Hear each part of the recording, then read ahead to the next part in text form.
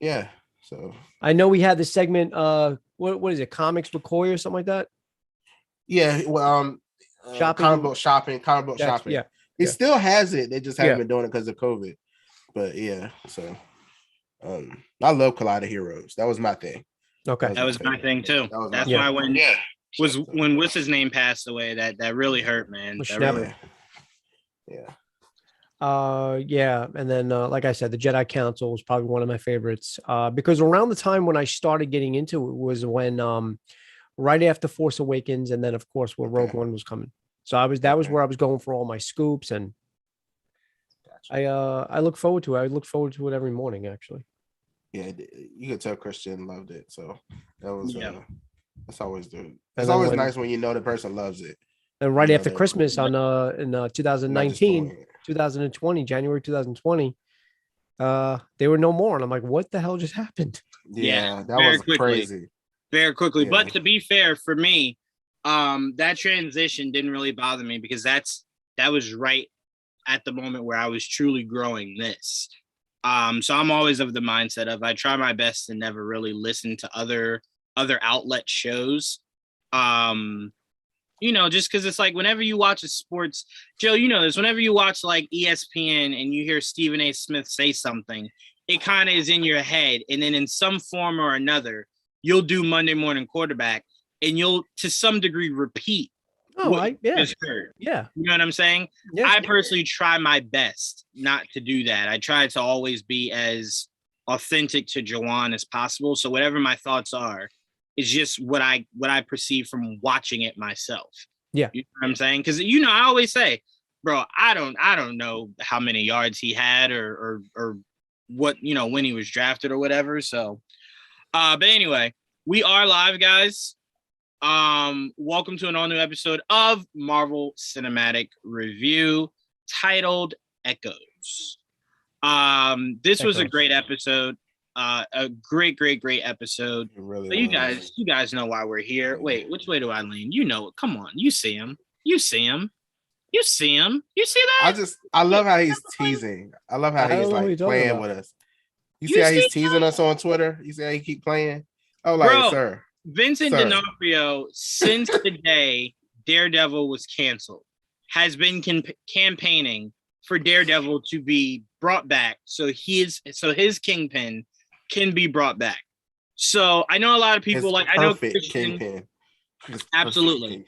I know Christian. Shout out to Christian Harloff. My interview with him will be up tomorrow. But Christian was hinting at it could have been what's his name from Black Widow. Black Widow, yeah. I heard that too. Red Room. But here's my problem with that theory. Sounded like Vincent D'Onofrio. It was unmistakably Vincent D'Onofrio. And here's an even bigger dead ringer. Who else in the MCU have we seen that walks like that? He walked like he was carrying pounds on. You know what I'm saying? Like that's a big dude. Yeah. His stature alone, even if he didn't even utter a single laugh or any sound effect whatsoever, just the stature alone, you knew it was Kingpin. Now, would it help if he was in all white? Yeah. Yes. No, it wouldn't have. And here's why. I'm saying. No, but here's why he should not have been in all white. And I kept saying this all day today. Okay. We have to remember, he donned all white in season 3 of Daredevil. Right. That scene that we saw in this episode took place in 2007. He wouldn't have been anywhere near becoming Kingpin yet. Hold on. Two things, though.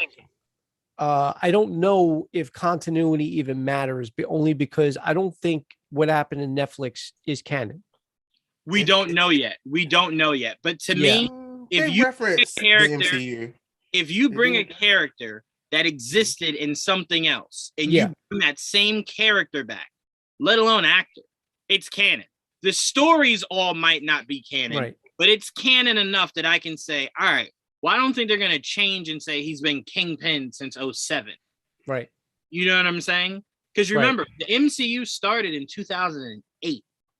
So anything before that is uncharted territory for the MCU. Shang-Chi dealt a little bit with that at the beginning of the movie, going well past 2008. A few movies have gone past, not past, but, in front of 08. So to me, I think it's canon to a degree. It's canon. It's just as canon as and Trayvon, you can speak to this a little bit more with me. Sabrina popping up on Riverdale. Yes. Right? Now, I doubt Riverdale is gonna dive all. No, I know, Joe. That's what I was saying, because I know me and Trayvon love Sabrina.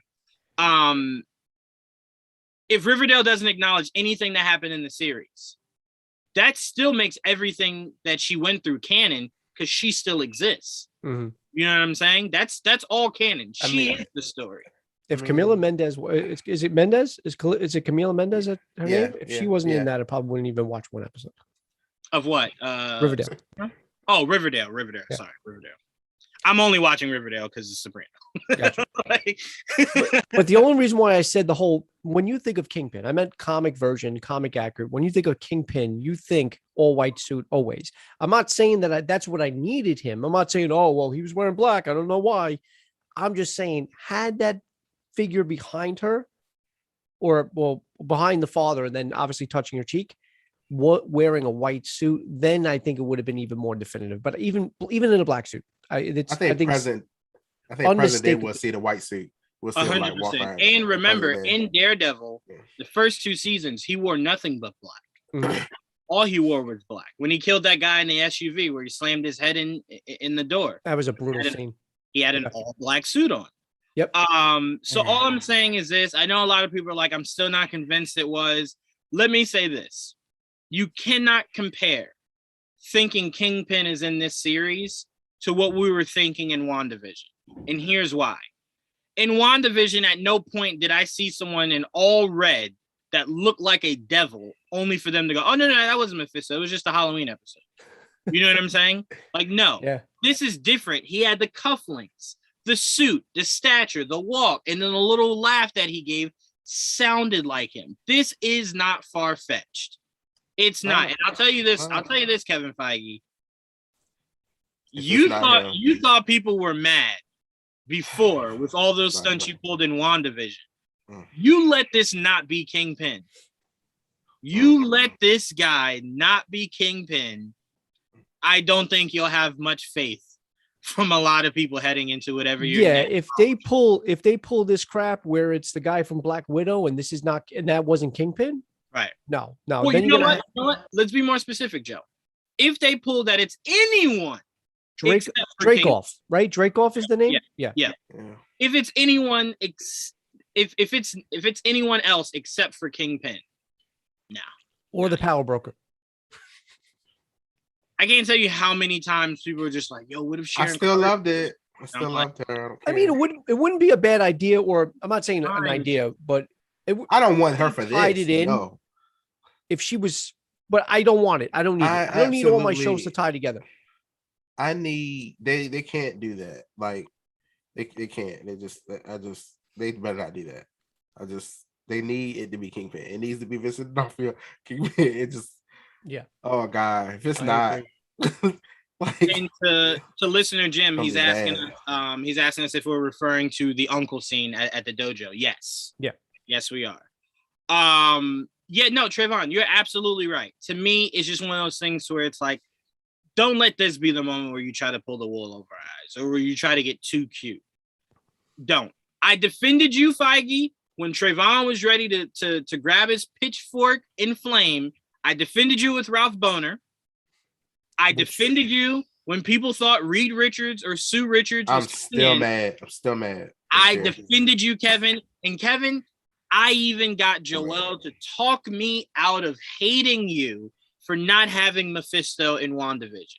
But what I cannot defend, because here's the thing, if we never got that scene, right, and then we got to the final episode and there was no Kingpin, I wouldn't have been upset. Right. Because I'm like, well, Echo's getting her own show. Right. So maybe that's where they'll introduce him in Daredevil, right? But the fact that you set this up and you know what we were going to think. Yeah. You know what we were going to think. A simple Google will like put them together. So it's like, as soon as they said Uncle. Yeah, I was like, you can't, like, everybody's going to look up who this is. You heard where Echo, like, who is this? Because I didn't know who this character was. Let me see. Watch one video. That's the first thing they mentioned. So I'm like, if they don't they don't do this, I'm like, man, I don't know. I don't know if Marvel's gonna mess it up. I don't know how I'll react. I really don't. I really don't. As soon as the dad said uncle, first of all, I didn't know he was looming behind the dad. At that point, you didn't see any figure, right? It wasn't until he starts stepping away, you see a guy come closer. As soon as he said uncle's gonna pick you up, I immediately thought Kingpin. I was like, okay, are they talking about Kingpin here? And then all of a sudden, we see the stature, and then we see the hand. But more importantly, we hear that laugh, and that again, from knowing Vincent D'Onofrio as an actor from many other roles and things like that, that was his laugh, unmistakable. Right. We'll get back to Kingpin. I want to talk a little bit more about Miss Lopez. First of all, you couldn't have found a cuter child. That when he's pinching her little cheeks, and then you just see her just smiling. I'm just like, when they were casting, she had to have just walked in the room, smiled, and they said, "Everyone else, get out. Yeah, go home." She did a great job. Home. Yeah, go home.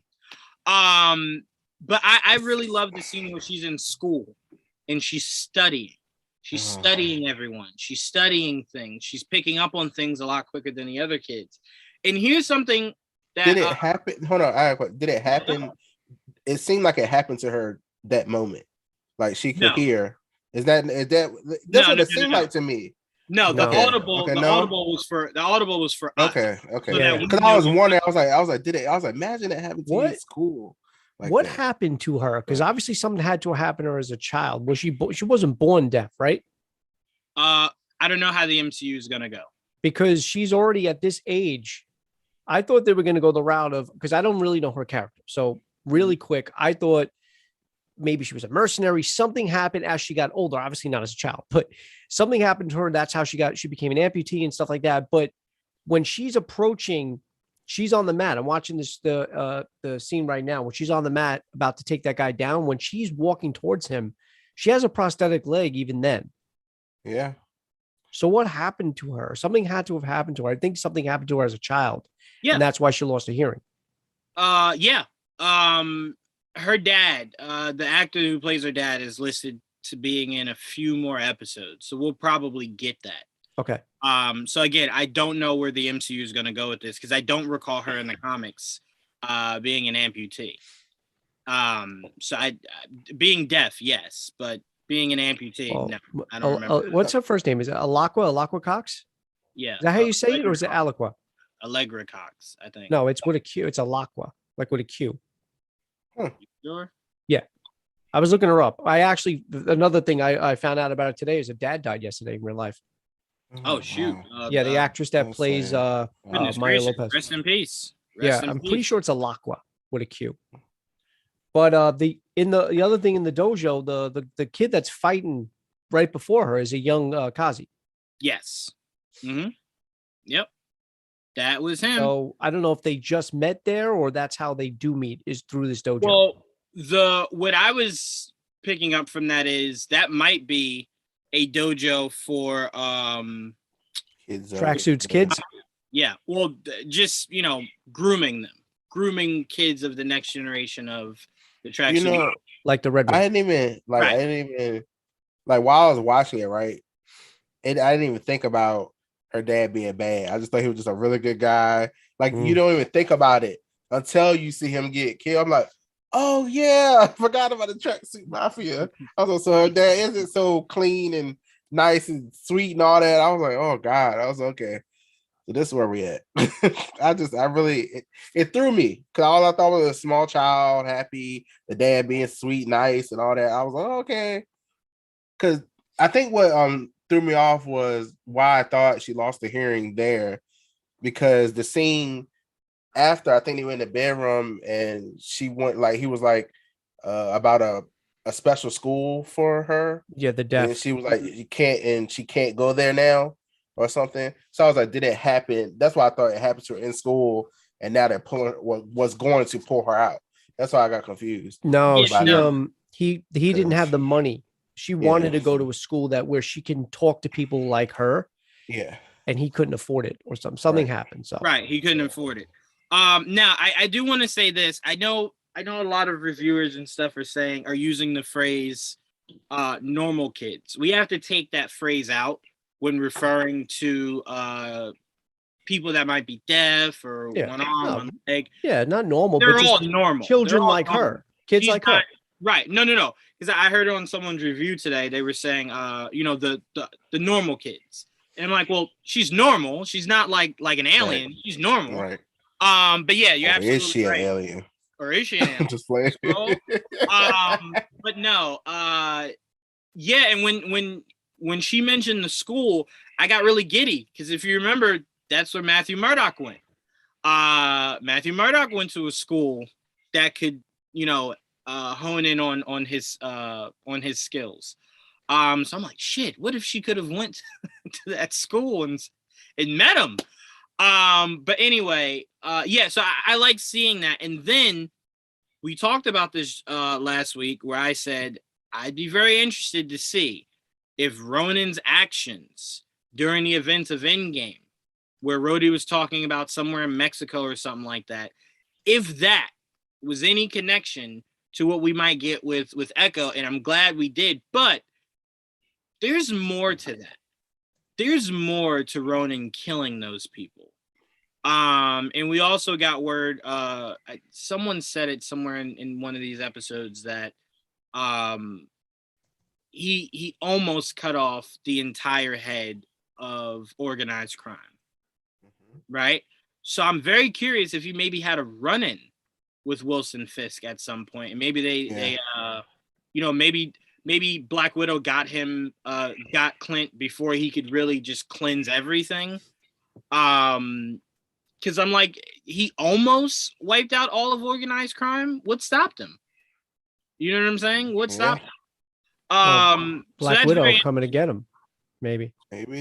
But I don't know in terms of when that happened and in terms of when she found him in Japan. Yeah, that is true because he went from doing this and then, yeah, that makes sense. But also, too, what he did with Echo happened before the events of Japan. And also, too, he said somebody is higher up, but if he would have known, he might have even mentioned the name, no? If he knew who the boss was. I think he was trying to find out. Okay. Yeah, that's why I don't think he knows. But I think he knows that there is someone else. Oh, yeah, of course. He just doesn't know who. Yeah. Can you correct me if I'm wrong when I just told listener Jim? He asked if Hawkeye was deaf in the comics. Doesn't Kazi stab his ears with an arrow or 2 arrows? I don't. Is it Faction or what's the comic line Matt in Fraction, 2012? yeah, Matt Fraction. I'm almost positive I read somewhere that Kazi stabs both his ears with arrows, and that's what leads him to lose his hearing. Well, I do know. I don't remember off the top of my head, but I do know he did have a hearing in the comics. It's why they kept it the same here for this. I don't think it was fully deaf. I don't think he was fully deaf either. I'm pretty sure he had a hearing aid. I don't think so. But yeah, he missed his start. Yeah, I bet he does. Call Pepper. I did love when she was talking to her dad about the dragons, and he was alluding to, well, there's dragons on other worlds. I'm like, well, we just saw that. I was thinking the same thing. We just saw dragons in a whole nother world. So I'm like, what the hell do you know? What do you know, sir? So I mean, of course, yes, he could have been just saying that to his child. But I'm like, I thought it was really interesting that the same year Shang-Chi came out, where there was a dragon in another world. Yeah. He's telling us like, oh, there's dragons just in other worlds. And it's like, okay. Well, look at Thor and Odin and Loki. They were, Norse mythology, and they ended up, they're a myth, but they were real. So, it could be the same thing with dragons in that story. Very, very much so. What else? What else do we got here? So, so we obviously get back to Kate and Clint still being tied up, but on mechanical horses. So can we talk about that scene really quick though? Yeah, go ahead. But 2 things. I'm glad we find out because from the trailer itself, I was wondering, I was like, why is there a fucking KB in the trailer? But then I realized why. It was a defunct KB, right. And they were just using it. But how long did it that was the only issue I had with the episode. I love this episode. Easily my favorite so far of the 3. I absolutely loved it. But how long does it take her to come out of that red room? Where they're like, he tells her, and she shoos him off at the end of the last episode, right? And then like there was just like this awkward, what's the word when you procrastination, where they're trying to, or just trying to stall. That's what the word I was looking for. They're like just stalling for her, and it was just like, all right. But it was funny. It was funny. Yeah. I didn't look too much into that because I have no idea what time they grabbed him. Like they could have grabbed him at 4 a.m. and then just held him for a few hours, and now it's light outside. Yeah, no, I'm just saying it seemed like a long time, like several. Yeah, sure, for sure. Yeah, Clint seemed very much so like I've been here long enough. Bring her out. But funny that they're on the rides. Funny as hell. Yeah. Right. But I do want to shout out listener Jim, who's saying he enjoyed the moment that Echo and Clint had. I enjoyed that moment too, because she walks up and notices right away the hearing aid, and she gets kind of like, oh, dope. I ain't never met somebody else deaf. All right, what's up? And then he's just like, sorry, I don't. Yeah. No, what does he say? Something about a cookie?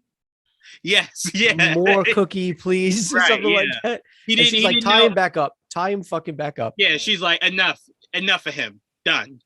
You good? Like I loved it so much because it's like watching someone who speaks another language, but it's not their primary language. So then someone's really speaking to them in the language, and they're just like, I only knew hello. I don't know what you're saying. Sorry. And it's just like, oh my God, how dare you? Get away from me. Go learn your heritage.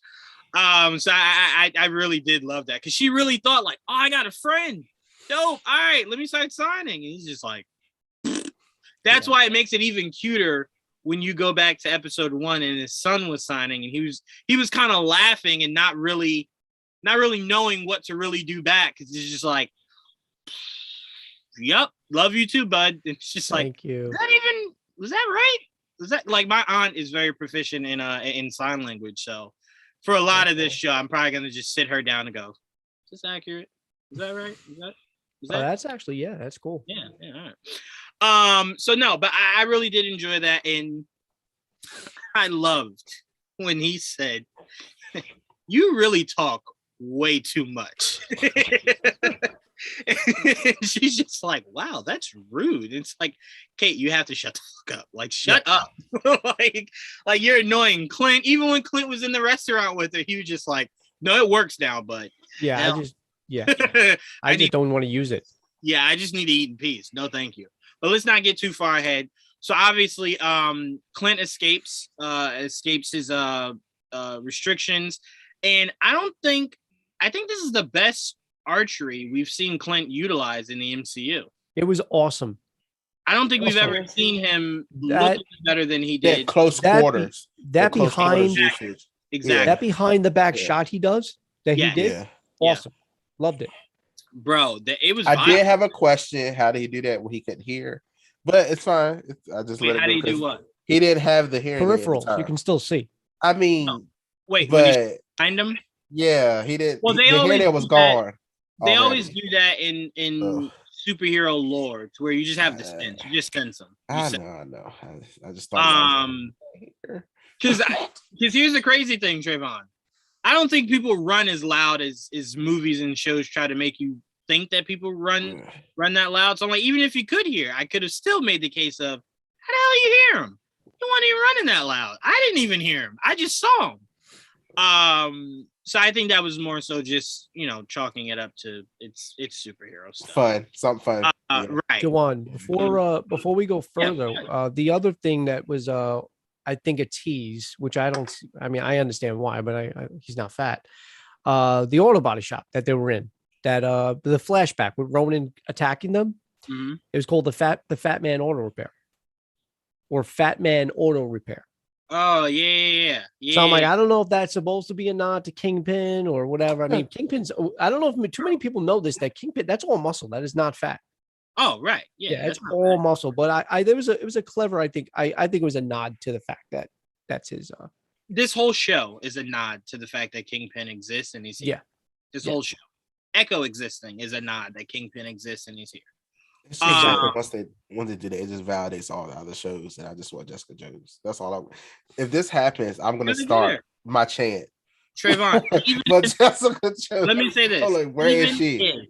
even if this is not Vincent D'Onofrio and this is not Kingpin, or we don't see him again or whatever, I still think there's just no way you can do She-Hulk, right? Where she's a lawyer and doesn't need the help of a PI. Like, I can't accept that in any respect, that you're a lawyer and everyone knows lawyers hire PIs, right? They can go deeper than lawyers can, right? So I'm like, there's no way. And you're in New York City. It's just, it lines too much up with you calling on Jessica Jones at some point. You know what I'm saying? Now, the only thing interesting about that is, Trayvon, is she is the only one out of all the defenders that has said she was done. She was done. She was not looking to come back. It's why they left it the way that they did. So it's like she's kind of gone, but it's open-ended. Maybe she didn't go. So I think they left it for like, because I think she was having the same thing Daniel Craig did after 2 James Bonds ago, where he was just like, don't ask me shit about James Bond. I hate it. I'm done with it. He's dead. I don't want to do it anymore. And then a month later, you're like, oh, they're shooting a new James Bond. And you're like, fuck, what changed, Daniel? And it's like, they paid me the money changed. Kristen Ritter better come back. I don't care. No, to me, I think maybe when she was saying she had no interest in coming back, it was the possibility that, you know, those shows never connected. It's done. Yeah. And now that it has, it's kind of just like, well, maybe I do come back. Almost all the cast from the sequel trilogy really didn't entertain the idea of coming back. Adam Driver literally said, I will not come back. And then all of a sudden, he's like, well, you know, if the story's right. Mm-hmm. They always say that. If the story's right. Yeah, if the story's good. If the money's good. Yeah. I need a paycheck. I just did 2 shit Star Wars movies back to back. So if you make something good, I'll come back. Thank you for saying 2. Thank you for saying 2, not 3. Yeah, 2. I told you I love Force Awakens. I'll always love Force Awakens. But anyway, so yes. So we see Clinton. First of all, how Clint got Kate free was dope. Because when he shot that, I'm like, where the hell's the arrow going? Like, who's he shooting into? And then you see it free her, and I'm just like, I don't understand how people don't like Clint. I really also hit his ear before it got. It hits Kazi's ear, right? It hit his ear. Yep. So they get freed. So obviously, you know, we get to the scene that we've seen a million times before getting to this episode. Yes. Great the shot, card, but still great. Great. Yeah. Very good. Very, very, very good. And let me say this, because everyone always says I never do this. So let me do this. I apologize to Joe. Joe did tell me, or Joe did theorize with me that he thought Clint in that moment just couldn't hear at all. And I thought he was just ignoring her, which clearly he really enjoys doing. So clearly at that point, but I think it was more so he was so disoriented, because remember when she knocked him down and kind of disoriented him, he was still kind of loose in the head. So I don't know if that was just purely I can't hear anything, or if that was just like she rang my bell. I don't even know what that. Without the hearing aid, he can't hear nothing. See, I don't know that. They're that's not clear on that. Well, yeah, because when he was when he turns it off, which he did at the Rogers play, right? He couldn't hear his daughter. When he was at the diner and he actually had it fixed, he just didn't have it on. So maybe this I just don't understand. I thought if it was in both ears, you needed hearing aids for both ears. So if it's just in one, what is the other one just? The other one is probably just completely gone. It was just completely damaged. Yeah. Like, I don't think they've ever been 100% clear on that. Yeah. I don't know. So maybe they are saying that it's just the one ear that has hearing, but it's because not every. If you're deaf, like somebody like Echo, she may not be able to benefit from a hearing. I don't think hearing aids would work. Her. Oh no, it's completely shot. Right. It's completely. So that's what's up with his right ear, right? I'm trying to remember which one. I think it's right. The left ear is the one that has hearing aid. So I think the right ear is completely gone, and the left ear just is damaged enough where he needs a hearing aid. Yeah. Fair enough. So we get the great car chase, and then we get the scene of all scenes, the highway scene where Clint says, "You shoot up." And I'm like, shoot up? You know how much good aim you have to shoot up and then come down? And then he pulls out the PIM technology arrow. It's great. Which is very interesting because I could have sworn, and I could just be wrong, Hank Pym had no fucking interest in working with anything Avengers wise. He was highly infuriated that Scott took the suit to go help Cap. So I think in no respects at that moment, during the events of Ant-Man and the Wasp, did he have any interest in working with the Avengers? So I'm curious. Don't have to be Hank. Don't have to be Hank. I mean, Scott is not smart enough to build that. Hope could have done it. Okay. I get what you're saying. I'm like, Scott is not smart enough to build that technology. I don't know if Hope is either, though. Is Hope a genius? Well, she was smart. Let's dial it back a little. I don't think you have to be a genius to do that. To use it. I just think Scott is way too stupid. No, that's why I'm saying no. Well, she had the things. Remember, she had the things she would throw and stuff to make stuff. Well, her dad. That's Pym tech. Yeah, I'm saying, but she could use them, and I mean, I'm sure they could form to an arrowhead. I don't know. I agree with Trayvon. I think hanging around. I think if you hang around your dad, right, who makes a killer sandwich every day, you see how he makes it, you study it. I think when you get older, you can duplicate that because you've studied it for so long.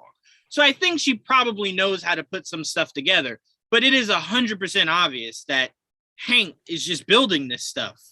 I don't think it's anyone else. I don't think she knows how to make Pym particles. What about Banner?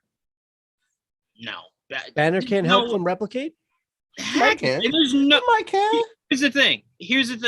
You don't need to. All I was saying was the last time we heard Hank speak of the Avengers, it didn't sound like he was interested in anything Avengers wise. Right. But clearly that has changed. So I'm saying Hank is making this stuff for them. Yeah. I'm just saying I wonder what brought him around. Well, they had the Pym technology. They had Pym technology in Endgame. That's how they what do you call it? You're forgetting.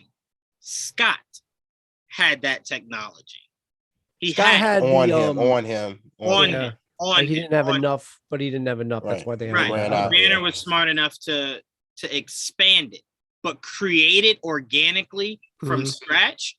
Only Hank and his Hank and why can't I remember the OG Wasp's name? Goodness. Janet, thank you. Only Hank and Janet know how to do that. Oh, she can help too. She can help too. Oh, for sure. But that's what I'm saying. I think, and this is my fault. I kind of made it seem like, it could be, it's Hank that built it. I'm just surprised Hank built it for him. But it was dope because I didn't, when he did that, I'm wondering how making it smaller is going to be more effective. I would have never dreamed. Oh, I knew it was going to make it bigger. Yeah.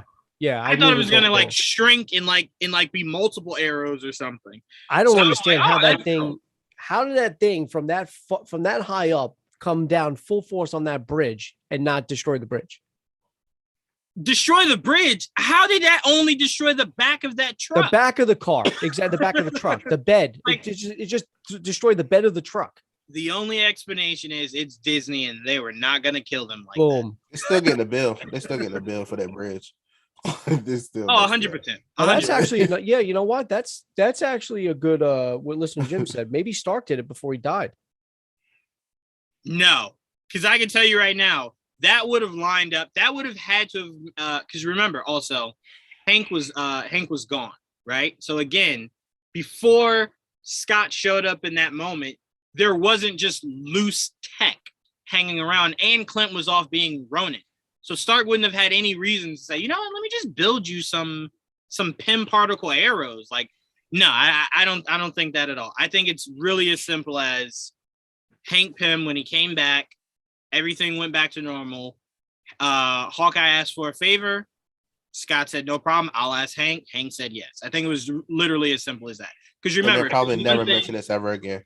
Right. If there's one thing Hank hates, it's the Starks. So there's no way he would have lent any technology to Stark ever. No, I think listener Jim's saying that Stark is the one that did it.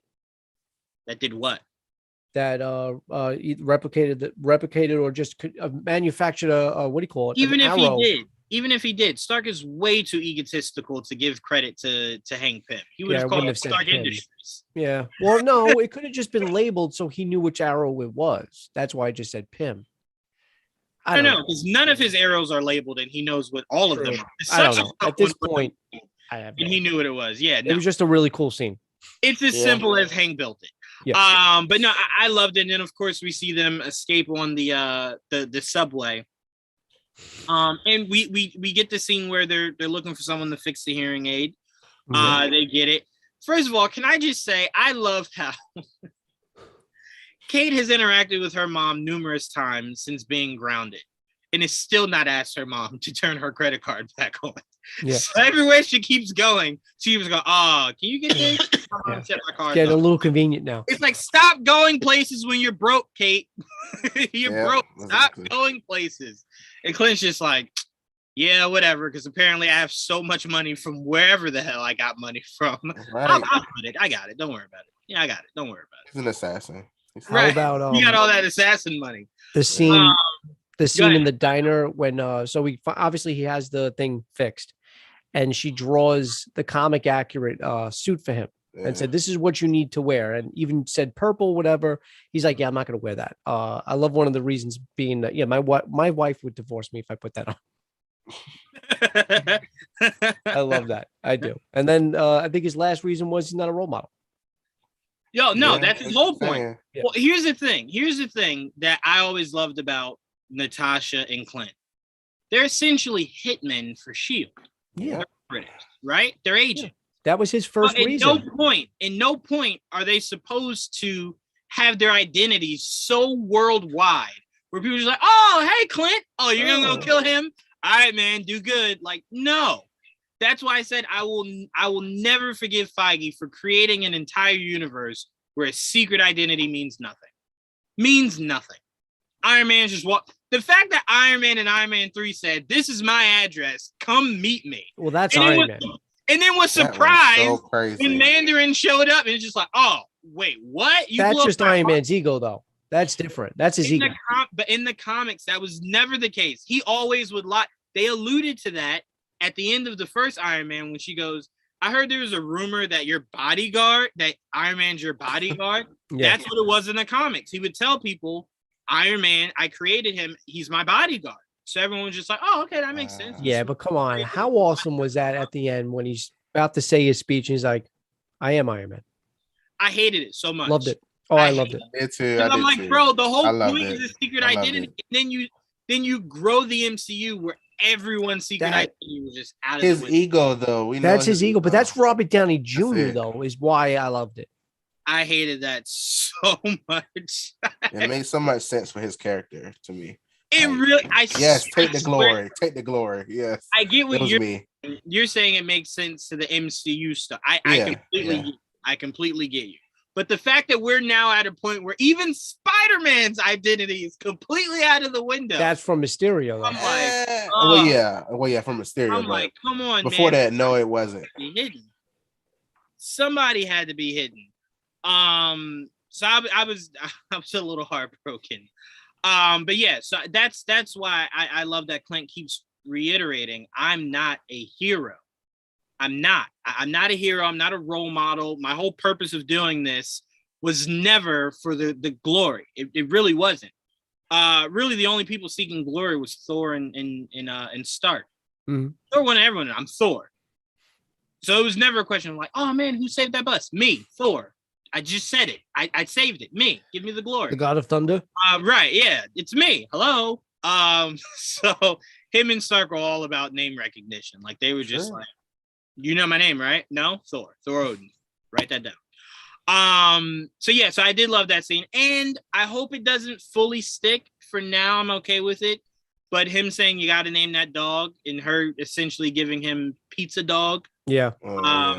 Pizza Dog is part of his full name. His full name is Lucky the Pizza Dog. I want Lucky to be in there. I do. I know it's stupid to other people. Lucky should be in there because you gave him the most unattractive part of the name, Pizza Dog. What? You just gonna, hey, here, Pizza Dog, come here. What? No, Lucky. Yeah, it's Lucky. Do something. It's something that happened. What is it? Lucky the Pizza Loving Dog or something like that? No, it was just Lucky the Pizza Dog. Oh, Pizza Dog. Yeah, just the Pizza Dog. And they made it clear from the first episode where the idea of Pizza Dog came from. He devoured that one. First of all, I thought she's just like, you look hungry. You need to eat. Here's 2 slices of pizza. Here's pizza. That wouldn't even fill a human, let alone a dog. when she came back, he ate the box. He's just like, where was everything else? I was hungry. Like, did you just leave me just 2 slices? So I appreciated them naming him so we can kind of get that out of the way as we go forward. So I appreciate that. Were you gonna say something, Trayvon? No, I just thought it was, it was cool. I said maybe he'll do something that they'll say he's lucky. Like something he lost. Oh yeah, maybe and they'll use it that way, and then that's how they'll give him the other part. I'm sure they'll do it. I'm sure they're just working up to it. They seem to be doing everything else for the. She's the one that names him the pizza dog, right? Yeah. No, in the comics, no. Clint. No, that's what I'm saying. But in the show, she's the one that gives him. Yes. Yeah. I think Clint is going to give him the actual name. Well, I think when he hears it, he's going to go pizza dog. That's stupid. I think he's going to give it the actual name that's going to stick. Right. All right. So we fast forward. So Kate takes Clint back to her mom's house, where she swears no one's home, and I'm just like, usually if you say no one's home, you check to make sure no one's home. You don't just randomly say no one's home. I wasn't expecting what we got. I honestly thought they were home alone. I did. I thought, well, first of all, let me just say this. I didn't check the time on where I was at that point in the episode. So after we get to the part we're going to get to and it ended, I was just like, that was fast. That was it. Yeah, same thing I said. Yeah. I started the show after 3:00, like around like 3:10. Right. And it was over by like 3:50. And I'm like, there's still time left. I'm like, there was a lot of time. 5 minutes. There was a lot of credits. It was about 5 or 6 minutes of credits. Right. Which I'll never post-credit scene. I thought there was going to be a post-credit scene. Yeah, I was hoping so. I was hoping. Usually, because I've usually with Disney Plus, if it doesn't go straight to that, here's a recommendation for something else. Usually, it'll go straight to that. It didn't do that, so I was like, okay, is something coming up? Like, what's going on? So they tricked me a little bit with that. So not counting credits, and I am counting the beginning credits, like in the recap. Yeah, 30 under 38 minutes. So if you include the recap and the beginning credits, it's like what, 35? Oh wow. Yeah, about so. Yeah. So they get back.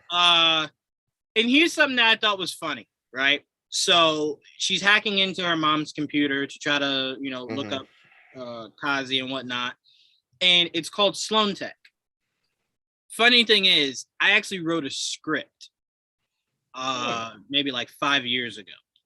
And my main villain was a mix of Lex Luthor and Kingpin. And I named him Sloan. So when I saw that, I was just like, that's awesome. That's pretty cool. That's pretty cool. But obviously she can't get far enough because her mom has double on double on double on double on double on double on double encryption. So much that Kate was just like, shit, well, tried. And then obviously we get the moment that I'm hoping shapes up to be something more, because Clint didn't look like he recognized Armand. Mm-hmm. If they keep it that way, Jack, I will not like that. Jack. I will not like did that. Did he actually see him? No, but he heard the sword. No, but he heard him. Okay. You would think like the guy who raised me, I know what he sounds like. You know what I'm saying?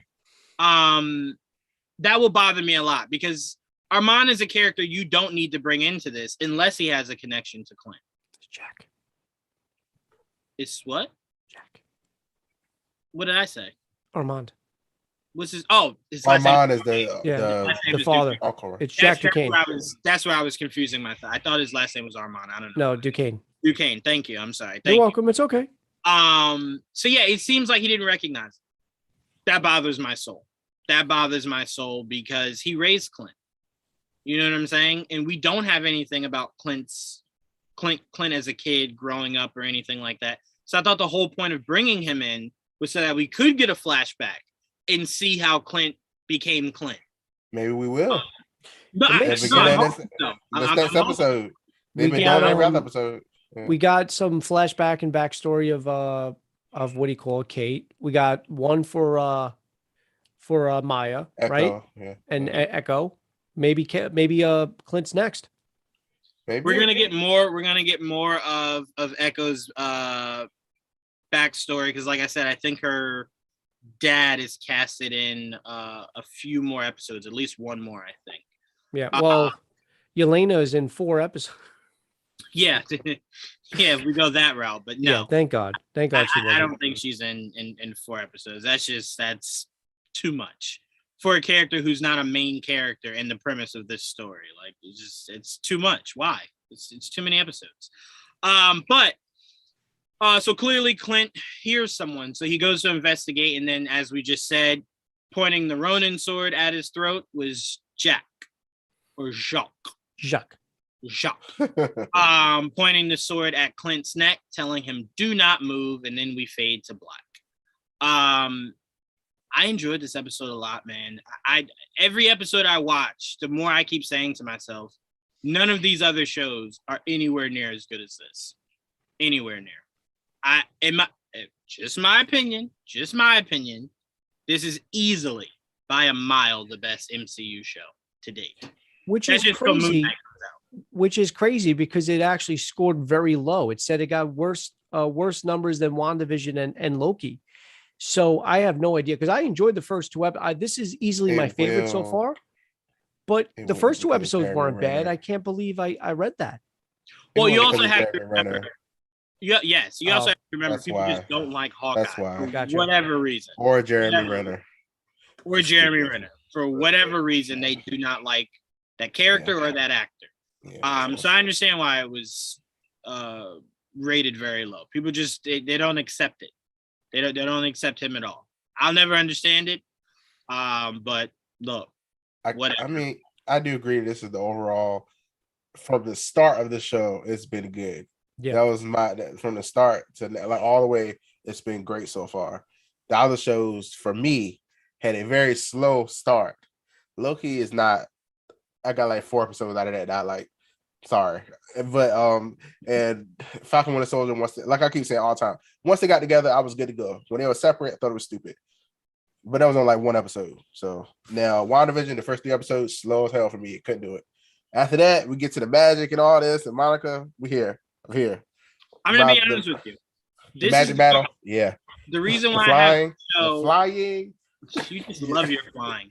The reason why I have this show rated so high is because it's the only one that I don't need something to come out of it for it to live up to being good. Like WandaVision, from the first episode, Mephisto.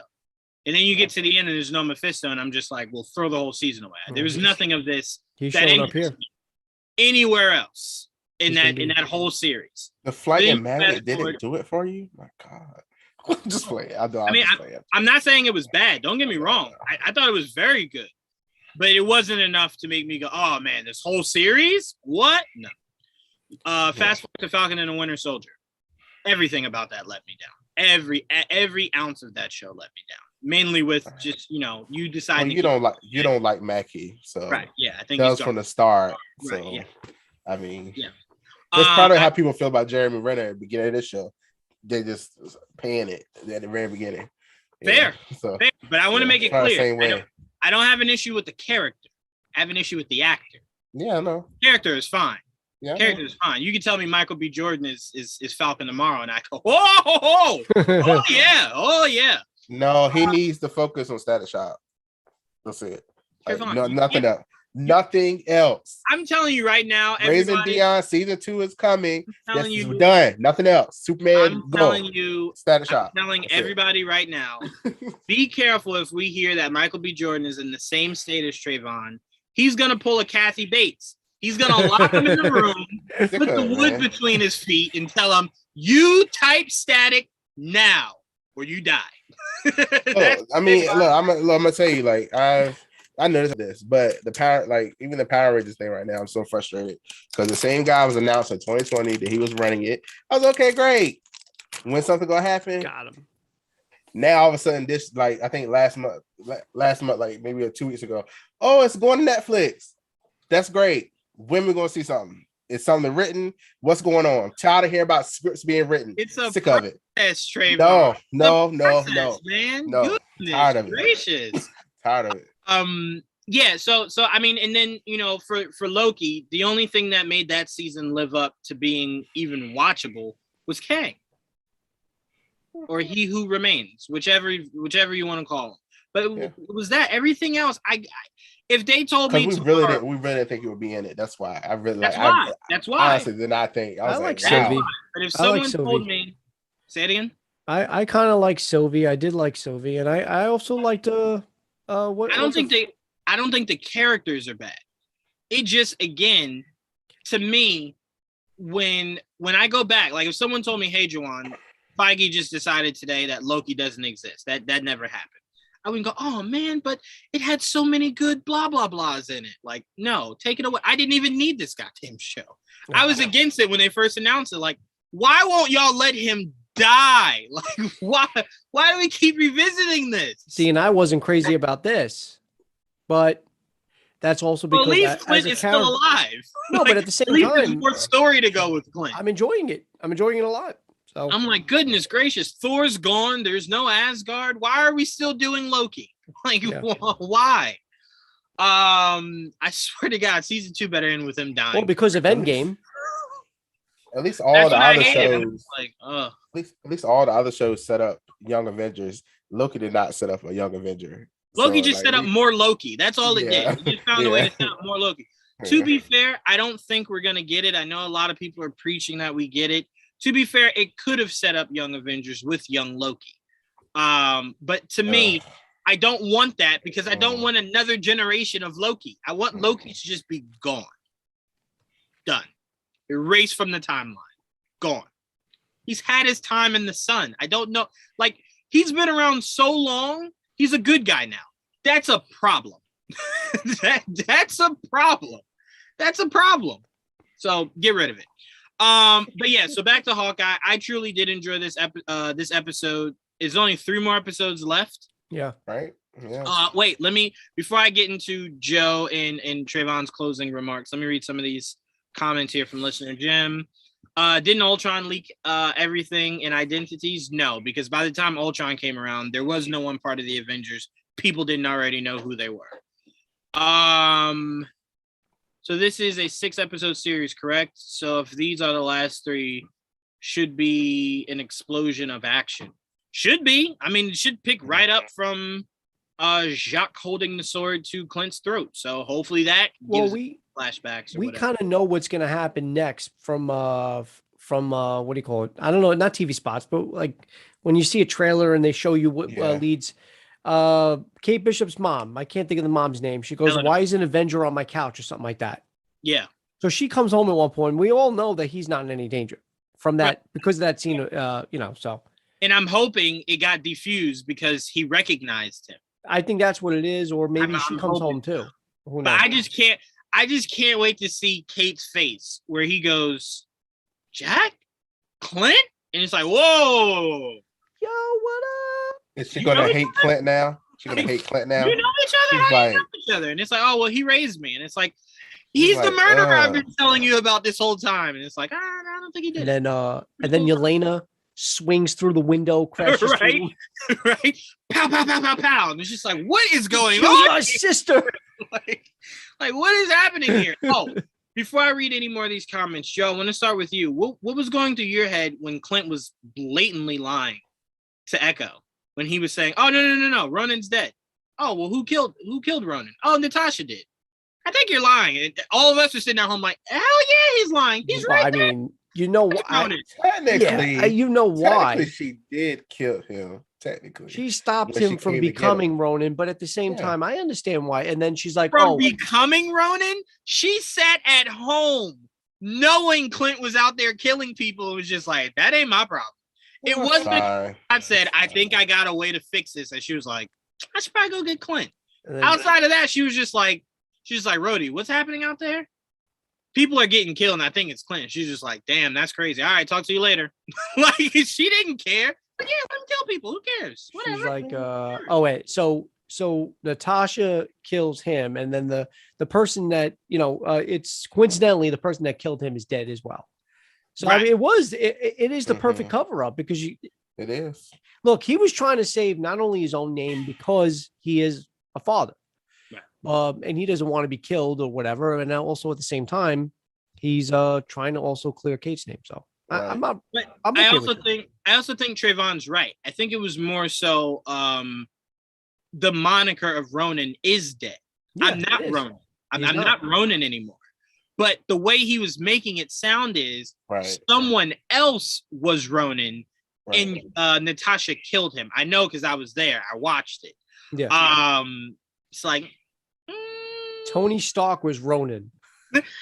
You know what? Someone said this, and I was dying laughing. Someone was just like, Natasha was just like, when he was holding her, Natasha was just like, "Yo, I'm gonna tell you, kids, you're a Ronin just so we can get it out of the way and they can heal." And he was just like, "Nah, F that," and dropped it. Said, Ronin's gonna die with you today. That's great. I kind of like that. Clint was just like, you ain't tell my kids nothing. Trayvon, what were your thoughts? Because we didn't talk about that, and that is something pretty big from this episode. I thought it was smart to me. Like when he said that, I was like, well, I mean, who's gonna check him? Who's gonna fact check? Nothing. Like nobody can do anything.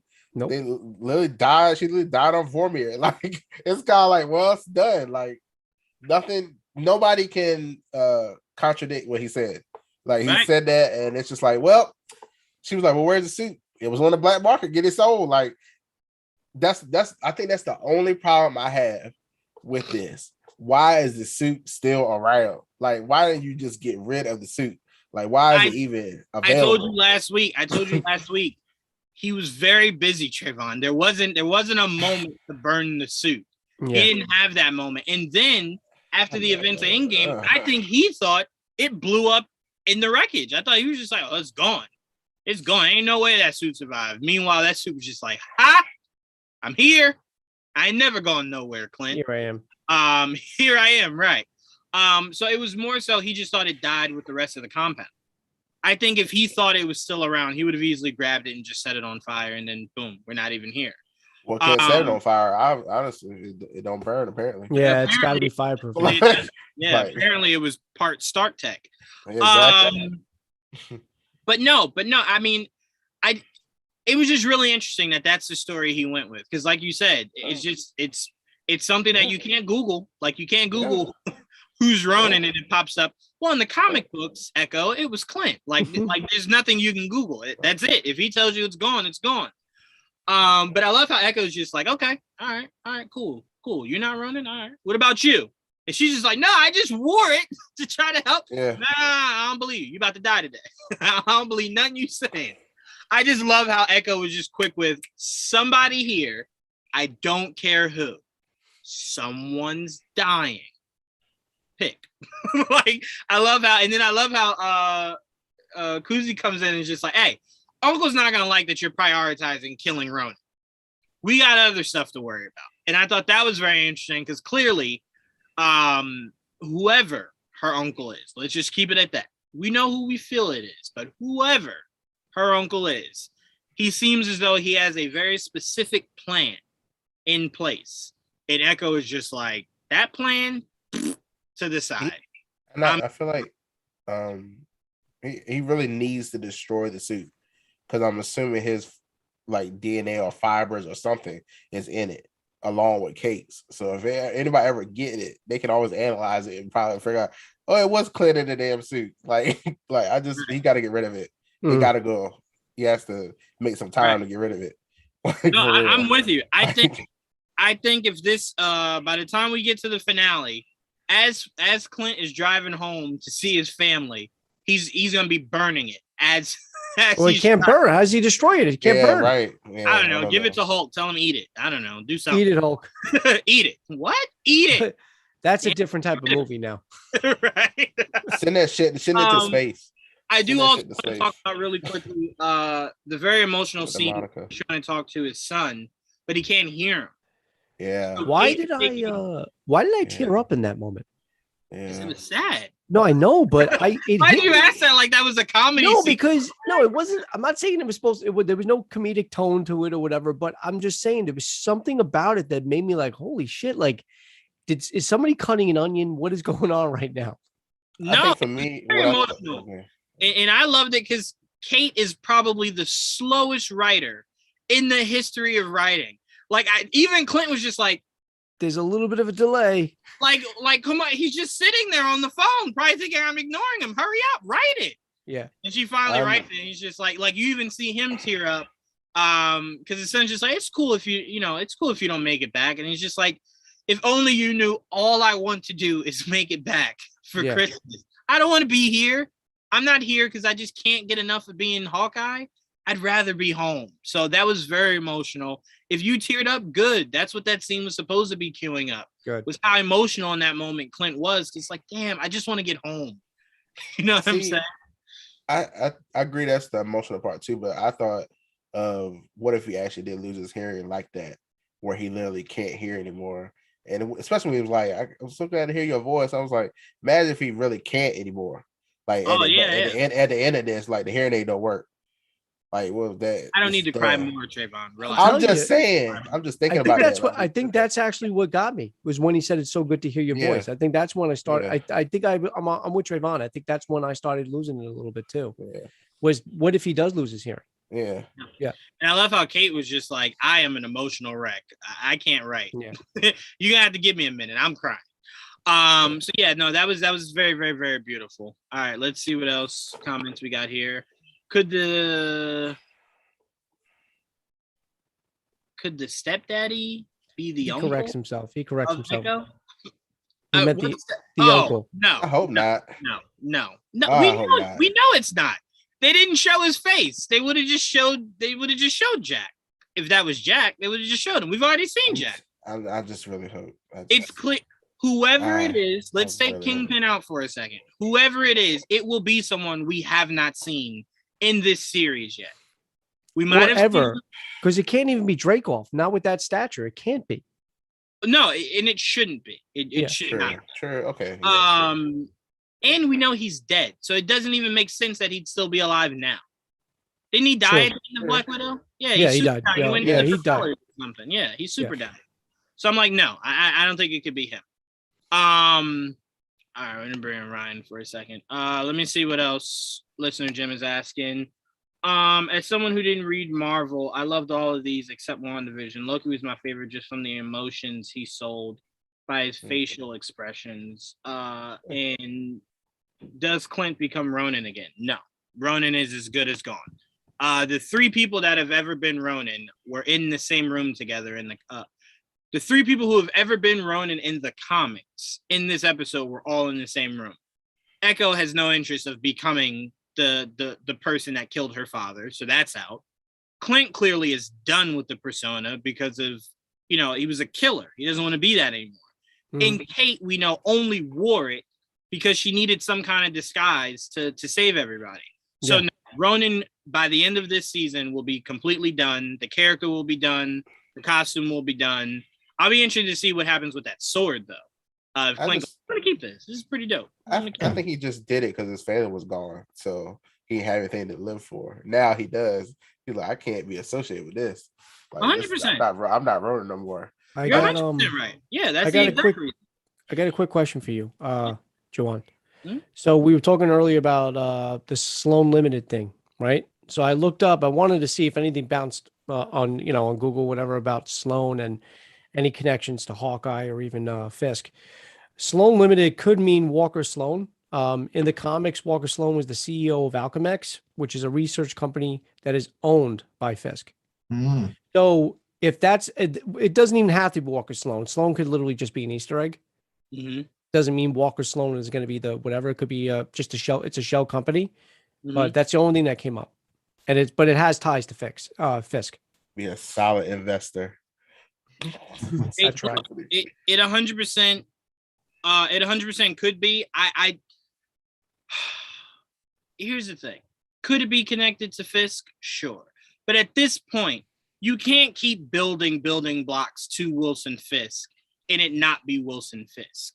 You know what I'm saying? So I'm like, it has to be. If it is connected, this will be the most blatant the Marvel has ever been about a mystery character. They're literally telling you every single episode, he's here. Well, they did that with Kang. You just didn't want to believe it after you got burned by Mephisto. They literally did that with Kang. Yeah. You're like, it can't be. There's no way. Well, Kang made more sense. Kang, I only thought that because I'm like, well, you have him slated to be in Ant-Man Quantumania. Mm-hmm. Why introduce him here in this small medium when you could just introduce him for the first time in the movie, like they do most big villains. So I just never thought they would do that. So that was really dope that Jonathan Majors not only did He Who Remains, but he also was the voices of the elders.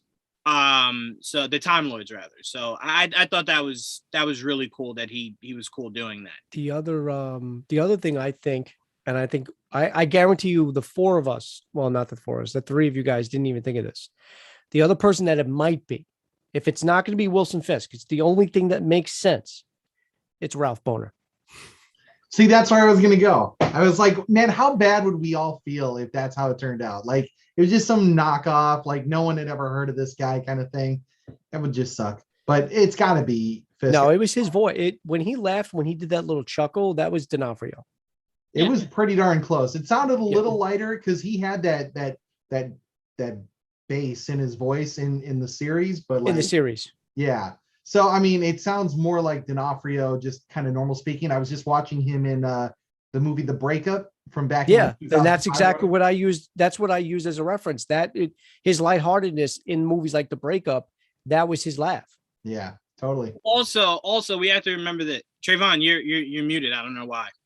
What were you saying, Trayvon? I'll say this is a younger Fisk. So, well, yeah, I was just about to say it's not much younger, but I think we also have to keep this in mind, right? Every time we heard him, it was that more dominant voice, but that's because he was speaking to other adults and he was trying to be more so of a feared figure, right?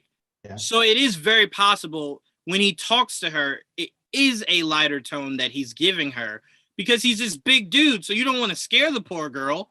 You want to go, hey, get in the car. And it's like, are you mad? No. I pity the fool. I pity the fool. Yeah, like, why are you yelling at me then? And it's like, I'm sorry, that's just me. Get in the car. Who cares? So look, like we said, and Ryan, I'll go to you. You give us your thoughts on this episode. It's Kingpin. It's Kingpin. It just is. It is. You saw the cufflinks. You heard how goddamn heavy the walk was. Like, I don't know what else we would need for us to go, that's Kingpin. Like, I swear to you, I was zooming in her eyes to see if I could see who it was. Oh, that's smart. Damn it, keep your eyes open. Keep them open. Let me, damn, I can't make out who that is. But Ryan, what were your thoughts on this episode? Very good. I actually liked the first two episodes. I know I didn't get to chat with you guys about that. I thought that they were a good build-up to everything that we got to, especially today. I love the use of all the trick arrows. I don't know if you caught this. I think it's a reference, if anything. In the comics, Hawkeye does become Goliath at one point. So when he uses that Pym arrow and he shoots it down, I think that was the closest we were ever going to get to seeing him, actually become Goliath. So I got a kick out of that. I thought that was really good, especially their back and forth about like the plunger arrows and all the different kinds and just a way to kind of use it. I think back to Arrow, like I think it was like season 3 when he was trying out all his trick arrows. And I just missed that from this character. So I'm glad that Hawkeye, they're not only exploring like the various things that he uses, but the fact that he is this kind of guy that now is going through this additional struggle, the hearing loss and all that. And I wanted to ask you guys, is he completely deaf? Because it sounds like there's that towards the end scene where he's in his house and there's like muffled stuff. So he does still hear, or is it just like it comes and goes? I don't know what his deafness is. I said the same thing. I'm not sure because they haven't in the show been 100% clear on whether or not it's just, if he doesn't have that in, he just can't hear anything. Yeah. We can infer with that's what Joe and Trayvon were doing. We can infer that that's the case, which is fine. But I'm just saying he hasn't come out and fully said, if I don't have this, I can't. Because I said, Ryan, what also confused me a little bit was all that hearing loss in that scene, that specific scene, came after Echo knocked him on his butt, right? Kind of disoriented him. So I'm like, he was kind of out of it. So I don't know if it was my head's still ringing, or I don't have my hearing aid in, so I'm shot. Yeah, so there's an interesting point on that. So Echo says something to the effect of like, you're better without it, or something like that. And then all of a sudden the two of them get really capable at their abilities. Like he's kicking butt. She's like doing that swing around the pole and everything. And I'm like, it's weird that I think they're trying to make the point that just because you have a disability doesn't make you any less able.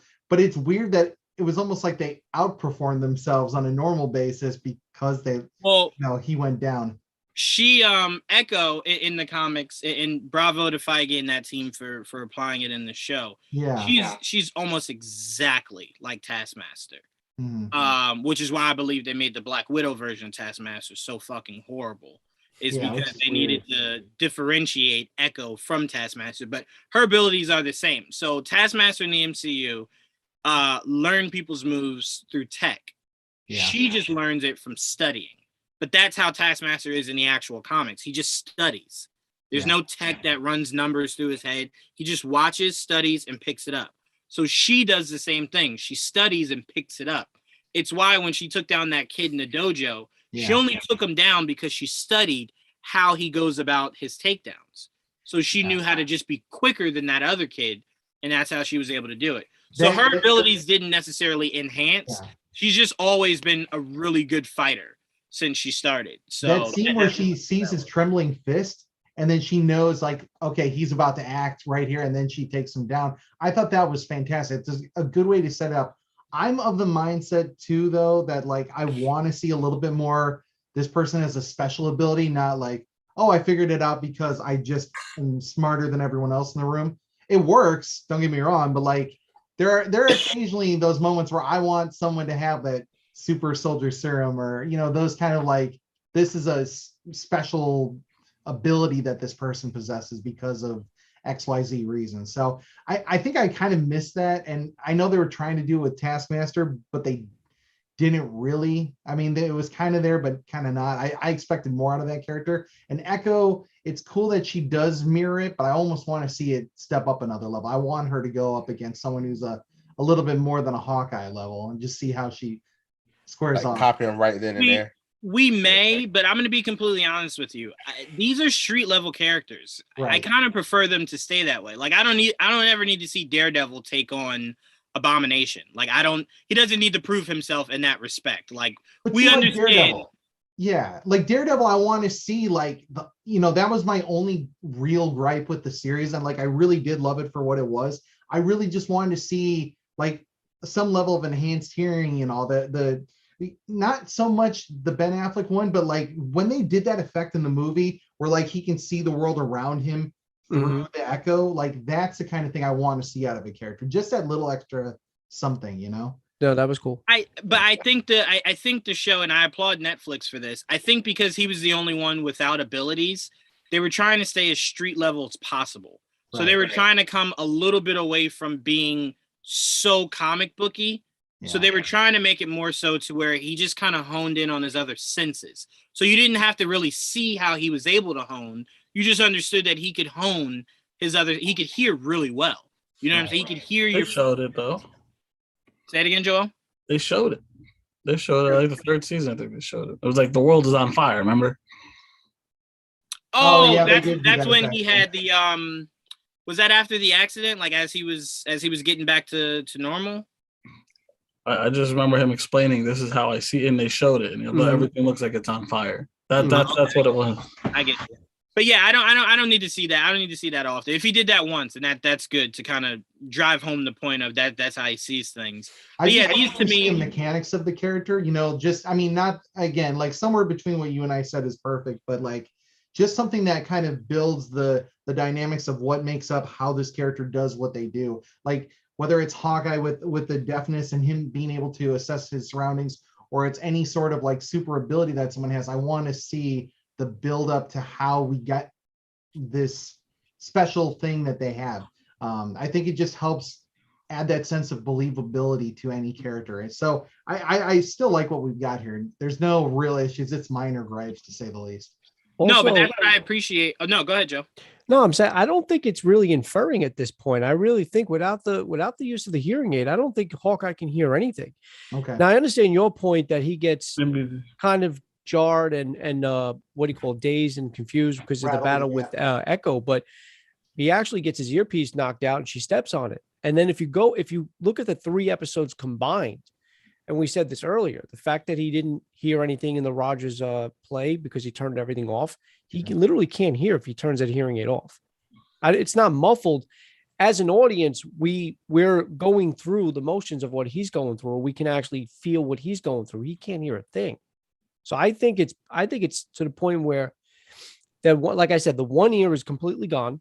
And if that other ear has no hearing aid whatsoever, he would be completely deaf like Echo. And I think she knows that. Interesting. Okay. Yeah. No, but like I was saying, they're just street level characters. So to me, I want you to keep them as street level as possible. Yeah. And Echo even told Clint, like, hey, that's a crutch. You got to learn how to maneuver without that thing. And he's just like, excuse me? Like, this is new for me. Sorry. Like, I you know what I'm saying? Like, I didn't have this since I was like 6 years old. This is relatively new. Let me figure it out. And we were saying before, as I passed it to you, Joel, how it was just hilarious that she sees the hearing aid and she's just like, someone's like me, finally. And then she's signing and he's just like, cookies. That was great. I compared it, Joel, to someone who speaks another language, right? And they see you and they're like, oh, you speak French too. And then they start going ham speaking French and you're just like, I only know hello and goodbye. I don't. Very, very little. Like, I don't know any of what you're saying. And it's just like, how dare you? And it's like, I'm sorry, I was born here. I speak this. Sorry. But Joel, what were your thoughts on this episode? And obviously we've spoken on it. Who we think is the uncle? You know, I don't think you can get any more obvious than that. Besides just having him lean down and show his face and go, "Hi, guys." Obviously, Jack Duquesne, right? What were your thoughts on this episode, Joel? Loved it. The fact that I loved the first two episodes, so I guess I'm a little biased in that regard. But the third episode was, even better. So it's like, just keeps it. So far, if this continues, it's just going to get better and better. And so far, this series has been really fun. I loved the whole beginning with her origin story, basically. Yeah. And not that she's just deaf; she's just missing a leg. Like, that's different. Like, poor girl can't catch a break. Yes, the whole uncle thing was amazing because they definitely were teasing the shit out of that, and I loved every minute of it. I'm like, wow. Well, like, we're this fucking close to them like exposing themselves. Yep. I think I might cry. I think I'm waiting for that moment. I love that. I love Daredevil so much. So it's like, it's gonna be, once it happens, it's gonna be so like euphoric. I really don't know how I'm gonna feel, but the fact that we got this close already. All right, cool tease. See her dad. We see now how they changed the story where she's older and she sees her father get stabbed by Ronan and Ronan escapes. So like, oh shit, so this is how it's gonna go in this direction. She has a grudge against Ronan. We got to see some trick arrows in this episode. That was cool. I really don't know how you can tell which one's which, but that is, I guess, an ability. With the exception of the Pym one. Yeah, the Pym one was the only one that was labeled. And that was really cool. I never understood how Hawkeye or Green Arrow does it. They just pull a random arrow out. What was they don't look inside the quiver and then pull it out. They just Avengers, he would choose it. They were a different color. What was the purple the purple goo one? What material was that? Well, I thought she said Play-Doh, but I don't know what. No, she was not Play-Doh. Yeah, she was joking. Yeah, it's foam or something. Obviously, some type of gel or whatever. Yeah. I don't know how he does it, but like I remember in Avengers, he used to be able to choose which arrow head, and it would rotate and like whatever.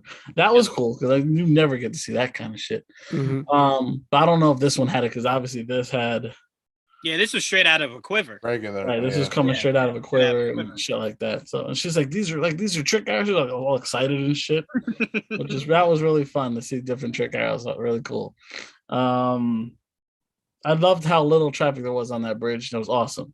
A lot of room to play with. I don't know if you've ever been to New York, but It's not likely that it is empty. Until they got to the end of the bridge where they stopped in traffic and then he had to get out of the car. That was probably that's where it got more realistic. I did like that attention to detail though. Once they turned the car sideways, you could see the traffic was inching forward down the way, which is really cool. Which, by the way, the one part I still don't understand is where he's like, all right, shoot the acid at the stoplights. Yeah. I'm like, she shot it. They just fell down and then that was it. Like, it didn't cause any chaos. It was supposed to cause it did nothing. Some type of, and it did nothing. Yeah.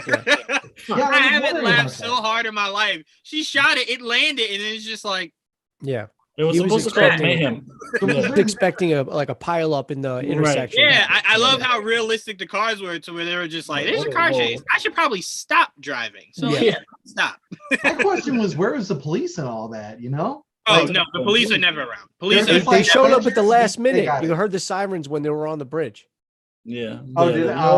Yeah, because that's when they're like, okay, we got the tracksuit. They're like, all right, we got to go. Come on. Yeah, you can hear the cops coming at that point. Yeah, you heard the cops coming. I wanted to ask Joel and Ryan really quick. Would you think we're gonna find out, or did whatever happened to Maya as a young girl? She wasn't born deaf. Well, obviously she wasn't born an amputee, but was she born deaf, or do you think something happened to her and that's how she loses her leg and her hearing as a child?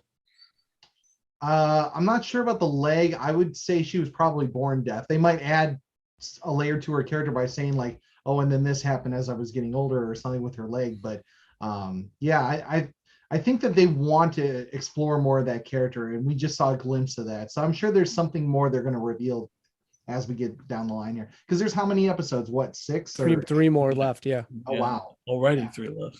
Yeah, man. I mean, as a young girl, though, she already had the prosthetic. When she was in the karate dojo, as a young girl, she already had a prosthetic. Yeah. So that's what I'm saying. I'm thinking maybe something happened as a kid. Yeah.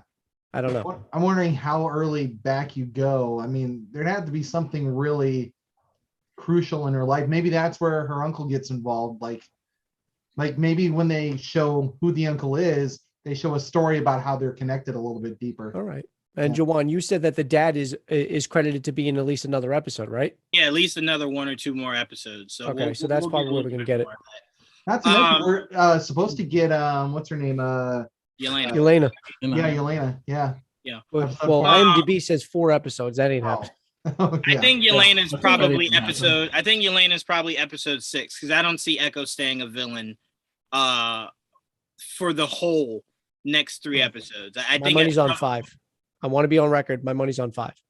I think it's going to be in the 5th episode because that's the penultimate episode. I told you that's when more things happen. Is the one right before the finale. Down. Maybe even the end credits. She might be in the end credits of 6. 5. No, there's no way she's an end credit because realistically, no, not for, and that's it. I'm saying end credit season episode 5.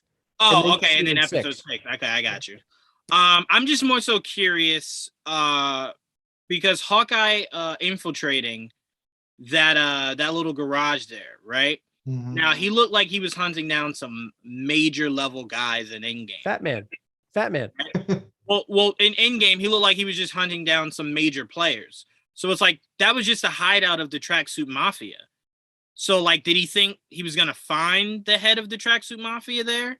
Because I'm like, he was ripping through he wasn't even asking questions. Like, you didn't see him like interrogating anybody. He was just like murder. I don't think he cared. Low level or not. I think he just wanted to kill anything that had. That's what I'm saying. I can't wait to see what the explanation is. He said it during the thing that he kind of not everything, but he did explain that like the tracksuit are one thing. It's all connected in some way or whatever the fuck. He said he was talking about it with her as they were walking.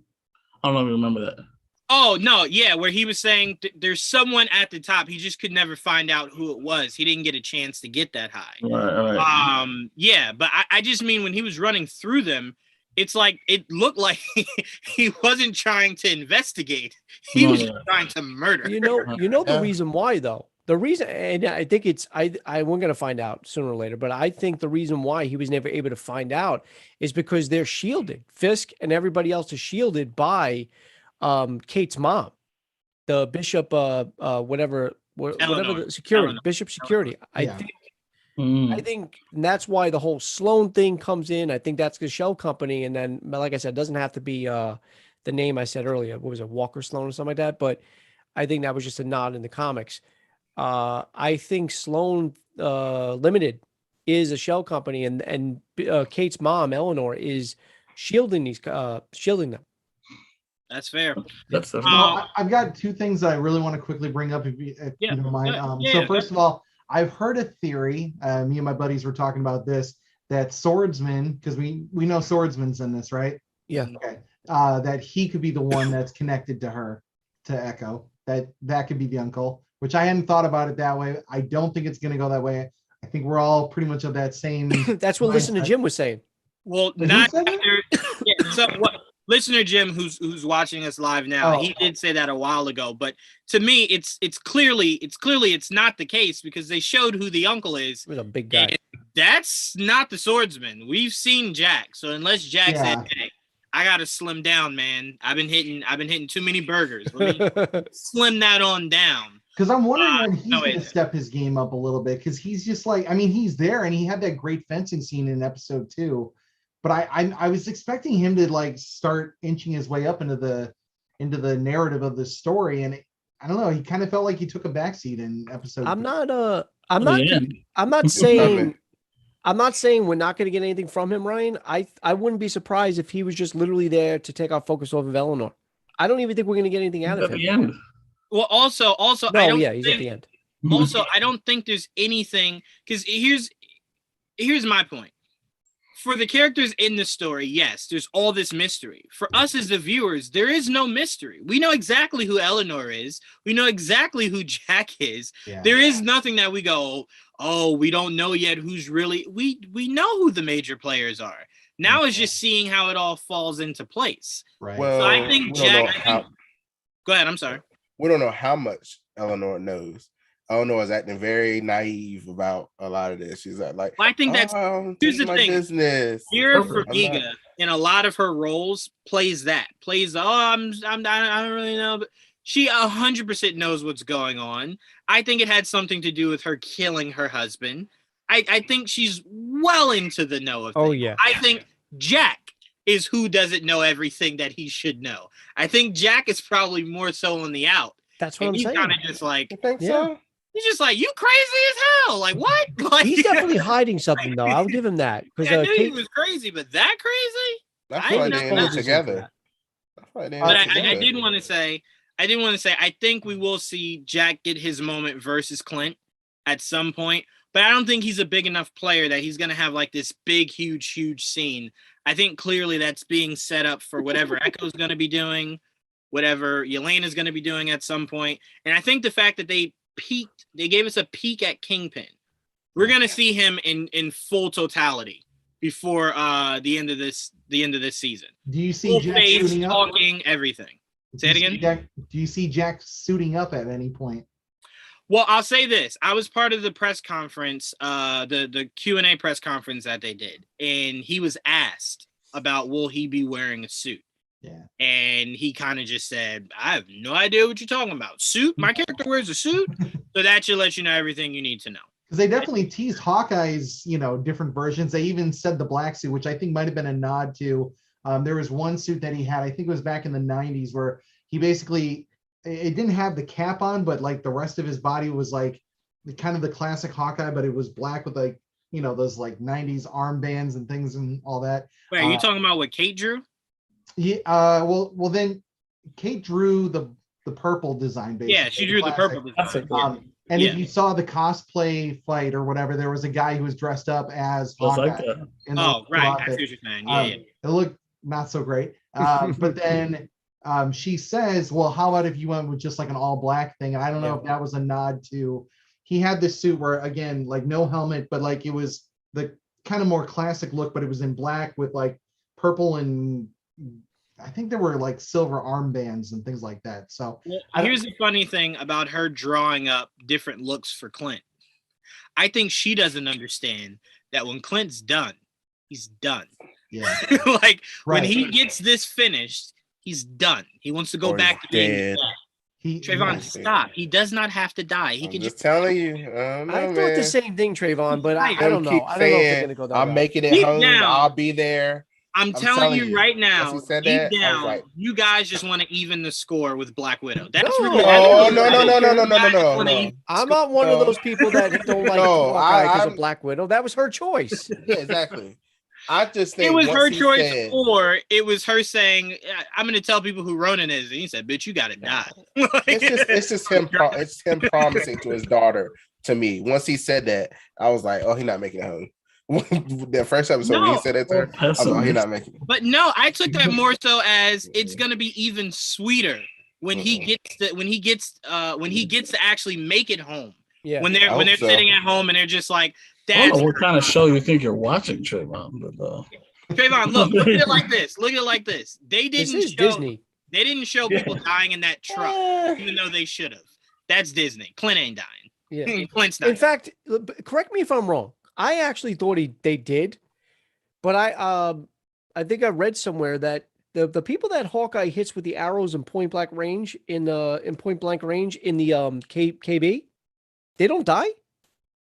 A lot of them weren't kill shots. One of them definitely was. One of them looked like it was a kill shot, but apparently none of them died. I know the other ones, like he shoots at Maya and at Echo, and he just pins her. The other one where he does behind the back, he pins the guy's hand.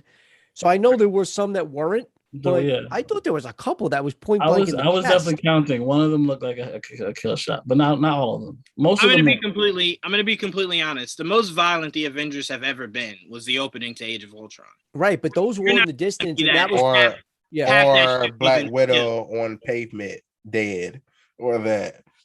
Well, no, that was more so. Well, that's a little bit different. A little bit different. She jumped like that. Like Thanos didn't grab her and that too. Yeah, Gamora, rest in peace. Tossed. Rest in peace. But no, Age of Ultron. That movie starts, and you're not telling me that Thor throwing Mjolnir at the chest of a human didn't burst his chest completely open and kill him. That's you know how heavy that hammer is. Maybe he held back. Bro. He was throwing that thing like a frisbee at those guys. They were killing at the opening of Avengers Age of Ultron. There's no question about that. There's some brutality in Civil War. I mean, that's how we get the whole thing kicked off too, with the bomb in the building. That scene is awesome. No, I'm not saying that they're not going to kill anybody. No, it's really an accident. Yeah.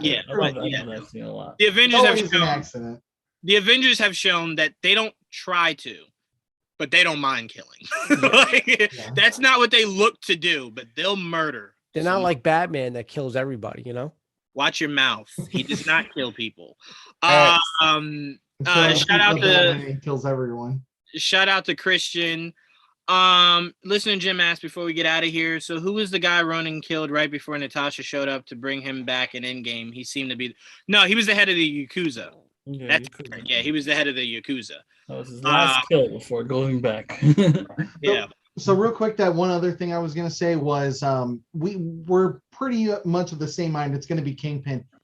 What do we think the odds are it's the same one from the Netflix universe? So 100%. 1,000%. It sounded like him. I'm saying it could be his body. Like one thing that's been talked about with Spider-Man is we're going to see like Sandman, we're going to see Lizard and all of them.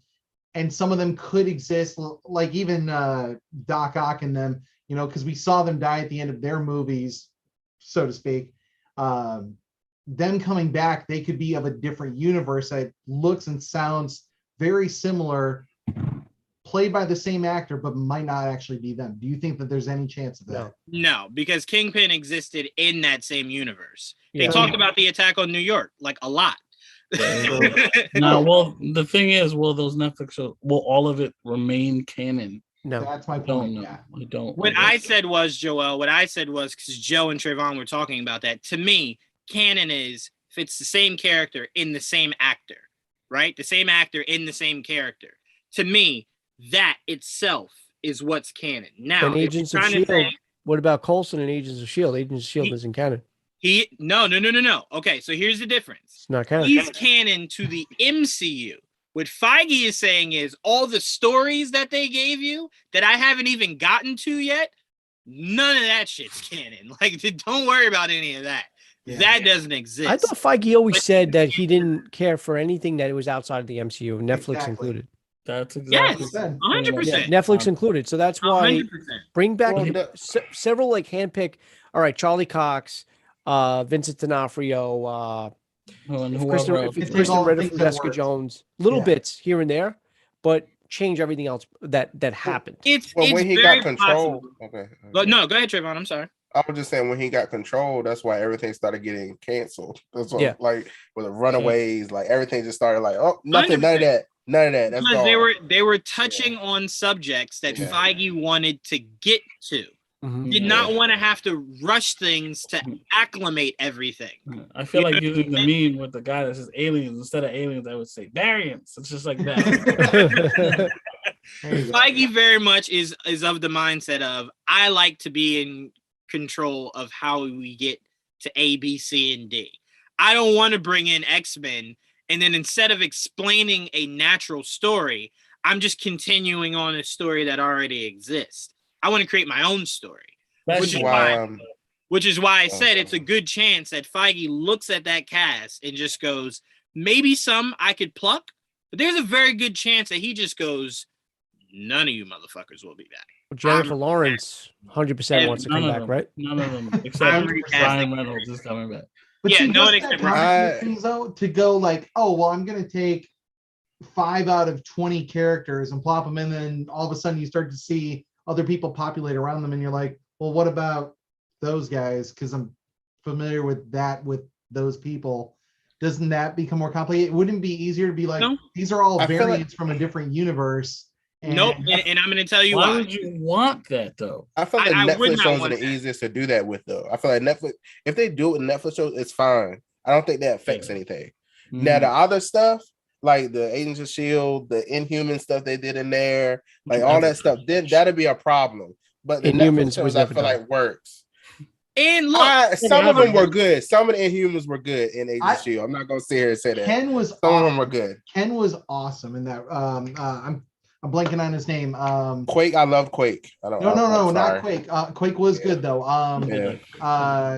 He can see everything. Did somebody say Steak? I can't think of his name. Played by Ken. I can't think of his name though. Ken.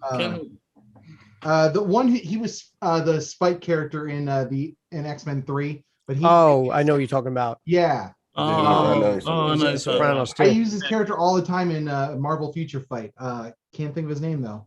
Okay. But you can see like bullets coming, and he's amazing. Well, here's the thing: I wouldn't be shocked if we saw Vincent D'Onofrio and Charlie Cox come back, but that's it from that franchise. That's it. I see that. I don't think you can do that. Like, you 100% could do that. Here's the thing: the likelihood that everybody that was big, like important. Karnak. Karnak, yep. I know. Karnak is a fucking the possibility that everybody else is just waiting around for that Daredevil phone call has to be slim to none. Vincent and Charlie are the only two that I could see that could be big enough to say, all right, look, I know I'm doing Broadway. Fuck all that. I'm going to go be Daredevil. You know what I'm saying? Like, I can 100% see that. I'm not saying bring everybody back from the show. I'm saying from that, the major player in that universe, you bring Charlie Cox back, I'm expecting Jessica Jones. I'm sorry. I'm expecting. Like, I don't think you should put your chips in the middle of the table for that. I think it's very possible that he goes, all right, Charlie Cox, huge fan favorite. Kristen Ritter, huge fan favorite. I don't want to have to go look for another Kingpin. I have a perfect one. Yeah. I can see him looking at Luke Cage and Mike Coulter and going, let me check. I could see him looking at Iron Fist and going, let me check. I could see that. That's why I'm saying my heart isn't set on anybody that's not named Charlie Cox, Vincent D'Onofrio. That's really where my heart's set at. Those are the only two I can almost guarantee are coming. Fucking start there and we'll be good. What about Barenthal as Punisher? Exactly. Yes. I just think you're not. I think he's too much. I think he's too much for Disney. Yeah, right? For Disney. Not at all. Not at all, guys. We're getting Deadpool. Nothing is. You just said it's too much for him to die, Hawkeye to die in here. No, I said it's too much. But you want Punisher? No, I said it's too much for you to think that a guy who just wants to get home is not going to make it home. He's going to die on his porch with his kids watching. Oh my God. Yelena's going to kill him and then she's going to regret it. That's what's going to happen. I want you to watch your father die. That's so to be fair, if we're being fair, Punisher, just like Deadpool, can easily be done. I just think people who enjoyed seeing Punisher shoot people's testicles off, you're not going to get that. But you're not going to get cocks. We should get testicles. But you're not going to, like, people... What I'm just trying to say is you don't have to worry about Punisher now using beanbag rounds because Disney's afraid to use bullets. Like they're not going to water the character down. You're just not going to see him shoot a face off. Yeah, he'll be more Winter Soldier than anything. Yeah, right. Like you're still going to see a vicious Punisher. You're just not going to see him. What happened, Joel, in my favorite Punisher movie where the guy fell off the roof onto the spike fence and then he jumped down on his neck? Like, you're not going to see that in anything Disney. People getting blown out of the sky with us. Yeah, there's no rocket launcher shot. You're not going to get that. You're not going to get that. But I don't think we have to. I mean, if it's R, I say all hands, fuck it, let it go. The only one I'm sure will never come back is Kristen Ritter. I am absolutely certain that she just doesn't fit in the MCU of things. Like a character that, with all due respect, like they played her constantly depressed and just like Marvel MCU style. Everything is always got to have a jokey. About to put money. Did you see WandaVision? I was just about to say. Not only that, but also I don't think you remember season 3 as accurately as you should. I don't think anyone remembers season 3. I remember season 3 clearly, and she ended the whole mom storyline. No, she. That's the second one. That was season 2. Never mind. Season 3, she ended with finally getting closure in life. Terrible Hellcat version. Yeah, she got closure. She got closure in life. That's why it was so dope at the end, where it's like, is he back? Like, is he back? Is she gonna stay? Is she still gonna leave? So I don't think when we see her again, she'll be like, oh my God, get away from me. I hate. We don't know if the story it matters either at that point. But see, then that's her kind of having a resolve. Like, then why even go into exploring that character? Because she's in a good place. Like, you want to have characters who are at a point of discovery and trying to resolve something. So why would you? It's a soft thing. That's exactly what they're gonna. Like Joanne said, she could be a PI, like she always was. Right. But also, they did with Suicide Squad. They used the same exact cast for the most part, but it was a different movie. That's fair. But also, Deadpool is going to be the exact same person he was in Fox and Disney. Oh hell yeah! You know what I'm saying? What the fuck happened? Like, I'm going to say it again. Bob Iger said it. Bob Iger said we have no interest in changing Deadpool from what you guys know him to be from these last Fox movies. We have no interest in that. We have absolutely no interest. Ever get him though? That's another movie. I keep hearing the same shit every year. Oh, we're working on the script. Sick of it. Like, just come on. Disney only merged with Fox like a few years ago. There's other stuff Feige is worried about before we get to mutants. Just give him time. He'll get there. I can never unsee when WandaVision was on and everybody was doing like their theories or whatever. I can never unsee somebody actually it was when I was watching the Campia show. One of his listeners typed up saying what they wanted, what they were expecting. I think it was in the finale as like an end credit scene. Deadpool showing up at the end credits, basically saying, "What were you expecting, Mephisto?" And that's just something that Deadpool would do: break the fourth wall and talk to the audience. Funny, but I never thought that. I would have rather that than Boner. No, Ralph Boner was stupid. Very much true. I laughed because everyone expected Quicksilver, and I don't know why you were. Because the same actor. I'm sorry, it's dumb. I just thank you. It's just there we go. But see, isn't that the same conversation though? Like we're talking about, like at that time, we're like, well, it seems perfectly normal that they bring back Quicksilver. It'd be no worries. Like I just don't see some of these people. Like, well, the fact that we had, someone from another universe that was coming in, like.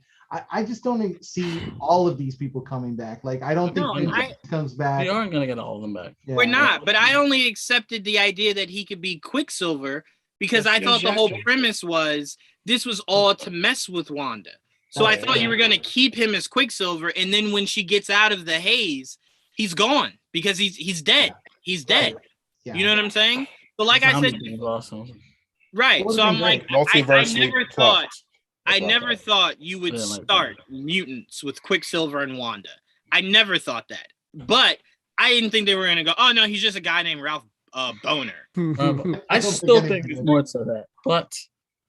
But I don't like the idea of plucking like that because I don't want to give people ideas that, all right, now these Fox characters are going to come in and the same actor. And like, no, because we need a fucking reboot of the X-Men. We do. Period.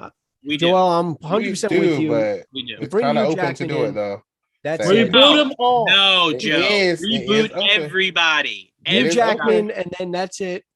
No, reboot everybody. I want a new Wolverine.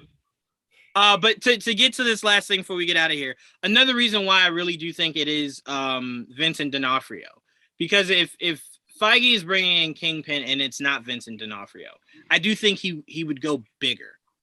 I think not drastically bigger, but I do think he would go for a little bit of a bigger stature. Yeah. From whoever his new Kingpin is, because we've seen when it comes to Feige, he gets as close to as realistic to these villains and these characters as he possibly can.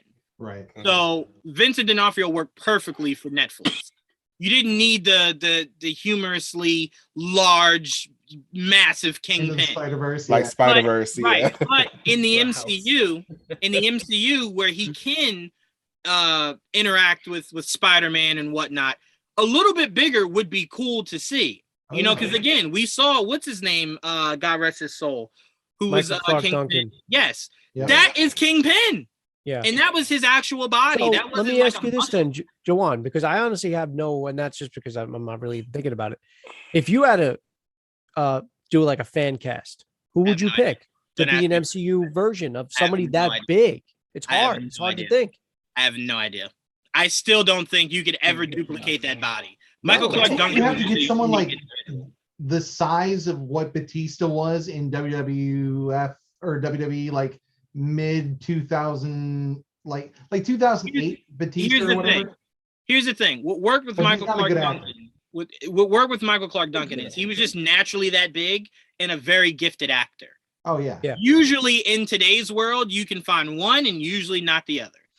You could find one who is jacked, but his acting is very passable. Yeah. So again, that's why I said I think the common ground is instead of searching for that, just use Vincent D'Onofrio. I really think Feige was just like, fuck it, let's just use him. I don't think anybody. You know what I'm saying? Yeah. He has a great stature. He has the voice, and he's good a actor. Good actor. Let's just he's all in one. Let's not make this too difficult. You know what I'm saying? That's why I'm like Daredevil. Let's not make this too difficult. We got a Daredevil. Use him. That was my favorite thing, though. It was just all about the way that they shot at the angles and everything. They made him look like a bigger presence than he was. And super credit to them on that. And you can do that with other people, but yeah. Now picture a Disney budget. That was a Netflix budget. Yeah. Picture what Disney can do with Kingpin. So maybe they do some digital touch up. Maybe they make them bigger. No. Do not do that. Do not do that. Do not do that. Stuff that fat suit, not a fat because he's not fat. I told you that's muscle, but like that's what I'm saying. I don't need Vincent D'Onofrio's stature enhanced at all. Where he was perfect. See, that's what I'm worried about because I mean, some of the people who are, I don't know, you want to call them revealers on Twitter and all that stuff have been teasing out that it's the big old blocky shaped style, and I'm like, really? Like they're really gonna try and go for that? And I just. No, I mean, even if you look at Twitter, if you look at the silhouette from when her dad had moved out of the way, he looks the exact same size as he did in Daredevil. Yeah, and that's fine. I don't really need him bigger than that. They made it look a little bit bigger only because I think it was through the eyes of a child. Right. Wait, would you say he was up to his kneecap? So I mean, it was not like we got a full view of him. Oh, no. But I'm just saying, as far as like, it didn't look like he was wider. It looked like he was about the same stature that he was in Daredevil. And that's all I need him to be. That's all I need him to be. I don't need him to be much bigger. I don't know why anyone would need to. If they make him bigger, cool, it's fine. Yeah. But I don't need him to be bigger than he was. Same. Right. Same. Yeah, I don't need that. I'm looking at him now and I'm like, yeah, this is perfect. This is perfect. But yeah, this is gonna be huge if we when we do get this Kingpin reveal. Mainly because look, it'll line right up with No Way Home, and people are already expecting to see Charlie Cox in that. I do not think if Wilson Fisk is in this, that Spider-Man rumor is smoke. I think that some bitch is. If you get one, you get the other. It's gonna be like a domino. I agree. The world will shut down. I'll say this: if Wilson Fisk is indeed in this season of Hawkeye, and we see him, it's a full confirmation. Everybody go see Spider-Man Thursday night because that shit will be ruined for you. I'm going Thursday afternoon, 3 o'clock. It will be ruined for you by 3 a.m. Friday morning. 3 o'clock. So do not be one of those people that are just like, I'll just see it Friday. Did you hear the rumors? If you feel that way and go on social media, you doomed yourself. Don't blame anybody else. What about the other rumors that we've been getting with Jennifer Garner and Ben Affleck coming back as Elektra and Daredevil? As like variants. They're Kang variants. Yeah, they're Kang variants. They just pop in. Hey, I want Ben back. I'm just saying it. They pop in, and then Ryan Reynolds' Deadpool comes and shoots them in the face. That would be awesome. Times. Yeah, that would be awesome. And he says, "That's not how blind people act, Ben. What are you doing?" Look, again, I'll still defend that movie. I love that movie, and I love Elektra. I don't care what anyone says. I honestly, when it first came out, I loved it. Bad. On a rewatch, I hated it. I rewatched it recently. I had fun. Hated it. I had fun. I mean, I still could never get over what they made Ben think blind people look like. But outside of that, I fucking love those movies. I don't care. Colin was a terrible Elektra. Yeah, I didn't watch this. I didn't watch this. Wait. Last thing, and then we're gonna get out of here. Joel, should we bring up our theory that we talked about Monday?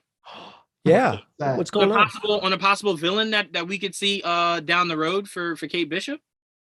Oh, I already know what you're gonna say. So me and Joel were theorizing, and we were saying how if there are indeed Kingpin connections, right? Yeah. And Kate and Clint become an actual thorn in his side. I think I know what it is. Hires someone to take out Clint and Kate. There's and only it's one none other than Bullseye. Boom. Or we could get Lady Bullseye. Lady Bullseye. Okay. So I think that would be really, really, really cool if we see the ultimate pinpoint executors in Clint and Bullseye go head to head, or Lady Bullseye versus Kate. If it's not Colin Farrell, I don't want it. Nope. I'm with you. That was the best Bullseye you could ever cast. I'm 100% with you. I like Colin Farrell. Yeah, he was the best part to me. To think we were ever going to get Jason Statham as Bullseye, right? Colin Farrell. I can't see that. That would have been cool. I will say this: if you guys have watched Hit Monkey at all, I don't know if you have. No. Don't spoil it just in case. No, I'm just saying the Lady Bullseye thing might be somewhere hidden inside of there. That they've teased it, so I don't know if there's going to be any sort of crossover. Well, here's the thing: Kevin Feige's in charge of all that. I think there's a reason they went that route, and I think it's something that might be appealing to him down the line. Yeah. Because here's the thing: I honestly, and I know everyone's going to hate me for this, I honestly have no interest in seeing Elektra any fucking time soon. Same. Anytime soon. So if they go the route of Lady Bullseye, but without Bullseye though, just go right into Lady Bullseye. No. I'm not saying I need nor necessarily want it. I'm just saying if they did go that route, to where it's one of those situations where he doesn't know who she is, she doesn't know who he is, and they're fighting each other, and then you get that moment where the reveal of, oh shit, like, oh my god, we've been dating this whole fucking you know what I'm saying? Because I don't need Elektra back. I swear to God, Daredevil did every possible thing you could with Elektra in the span of 2 seasons. Wait a minute, who's gonna be Lady Bullseye? I'm sorry. No. We're not saying anyone is. We're just saying if they bring her. And if they did bring her in and they skipped over the Bullseye reference, I think they would just refer to her as Maki and then just keep going. I don't think they call her Lady Bullseye. But she'd have all the same abilities. I think if Bullseye's not there, you just call her Lady Bullseye. Because people will understand that. Because to some people, Bullseye for the first time will be her. And to others, they'll go, well, I knew what the other Bullseye was. I want the actual Bullseye. No. Yeah. I'm fine with that. I'm completely fine with that. I'm just saying if Feige goes different, which we know he usually loves to, I could accept that for sure. It'd be cool. I just think by saying Lady Bullseye, what you're implying is that there is another Bullseye out there, and then they would just call her Maki just to scrap over all that. Call her Bullseye. Or just straight up call her Bullseye. Yeah, you can 100% do that. Yeah. But look, we are very excited. I can't wait till next Wednesday. I will be up 3 a.m. like always to make sure that I get that first whiff of Hawkeye. Like you guys said, there's only 3 episodes left. Stakes are high. They're high now. This next episode can't be low. It's got to continuously raise till you get to that finale. When you texted me this morning saying they did it, because I hadn't seen it yet, I was like, fuck. I didn't say specifically what it was. I just said, oh my God, they did. That's all you need to say. That's all you needed to say. Joe became Sherlock Holmes and is like, I know what you're talking about. That's all I needed for you to say. Anything. I just said they did it. And then 5 minutes in, you see that big hand like palming her face. Come here, little kid. But get over here. Talking about Yelena, you just immediately went to Kingpin, and I'm like, well, he's right. No, I knew you were talking about Kingpin right away. I'm like, all I said was they did it. I didn't say they fisted or I didn't give anything. No, that's Masters of the Universe.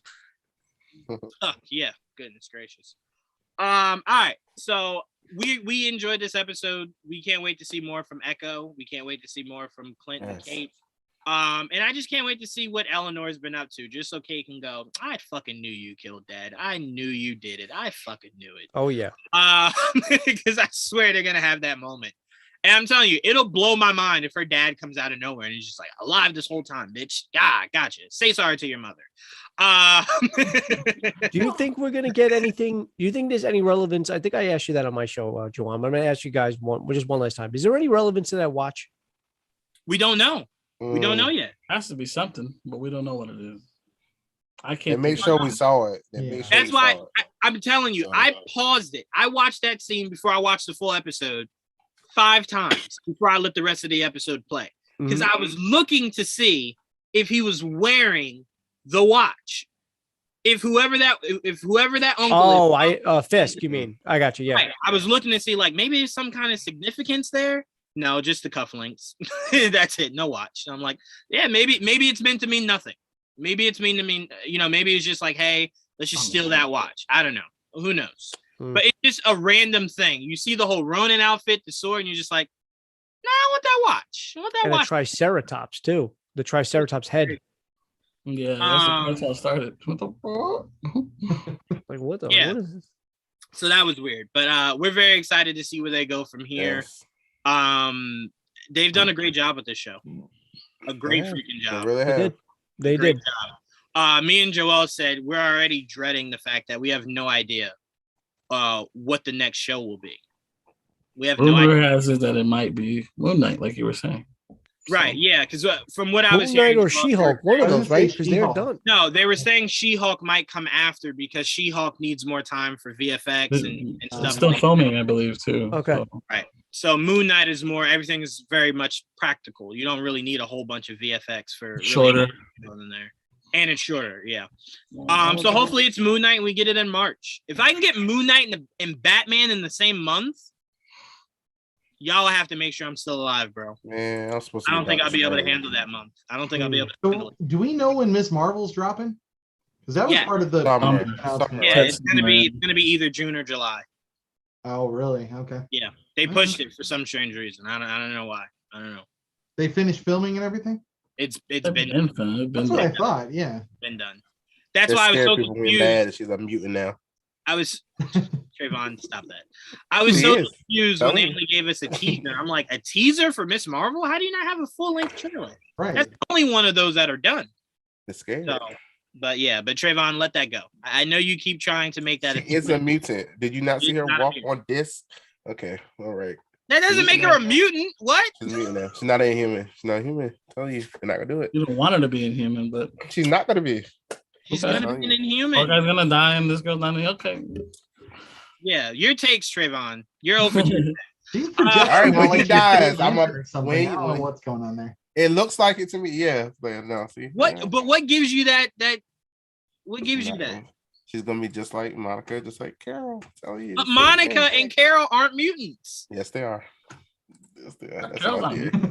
Yes, they are. That's how they. This is how they absorb Infinity Stone power. That's what I'm so confused on how you watch Carol become Captain Marvel and still think she's a mutant. Yeah, Carol's not a mutant. You're born a You know, mutant. That's how mutants she are was born that able way, to right? absorb Infinity Stone energy. That's where I get it from. So what do That's you why. think her mutant power was then? I just think that you can absorb Infinity Stone energy, just like. Wait, this can't be right. I'm no. reading somewhere that the That's Marvels are very coming out specific.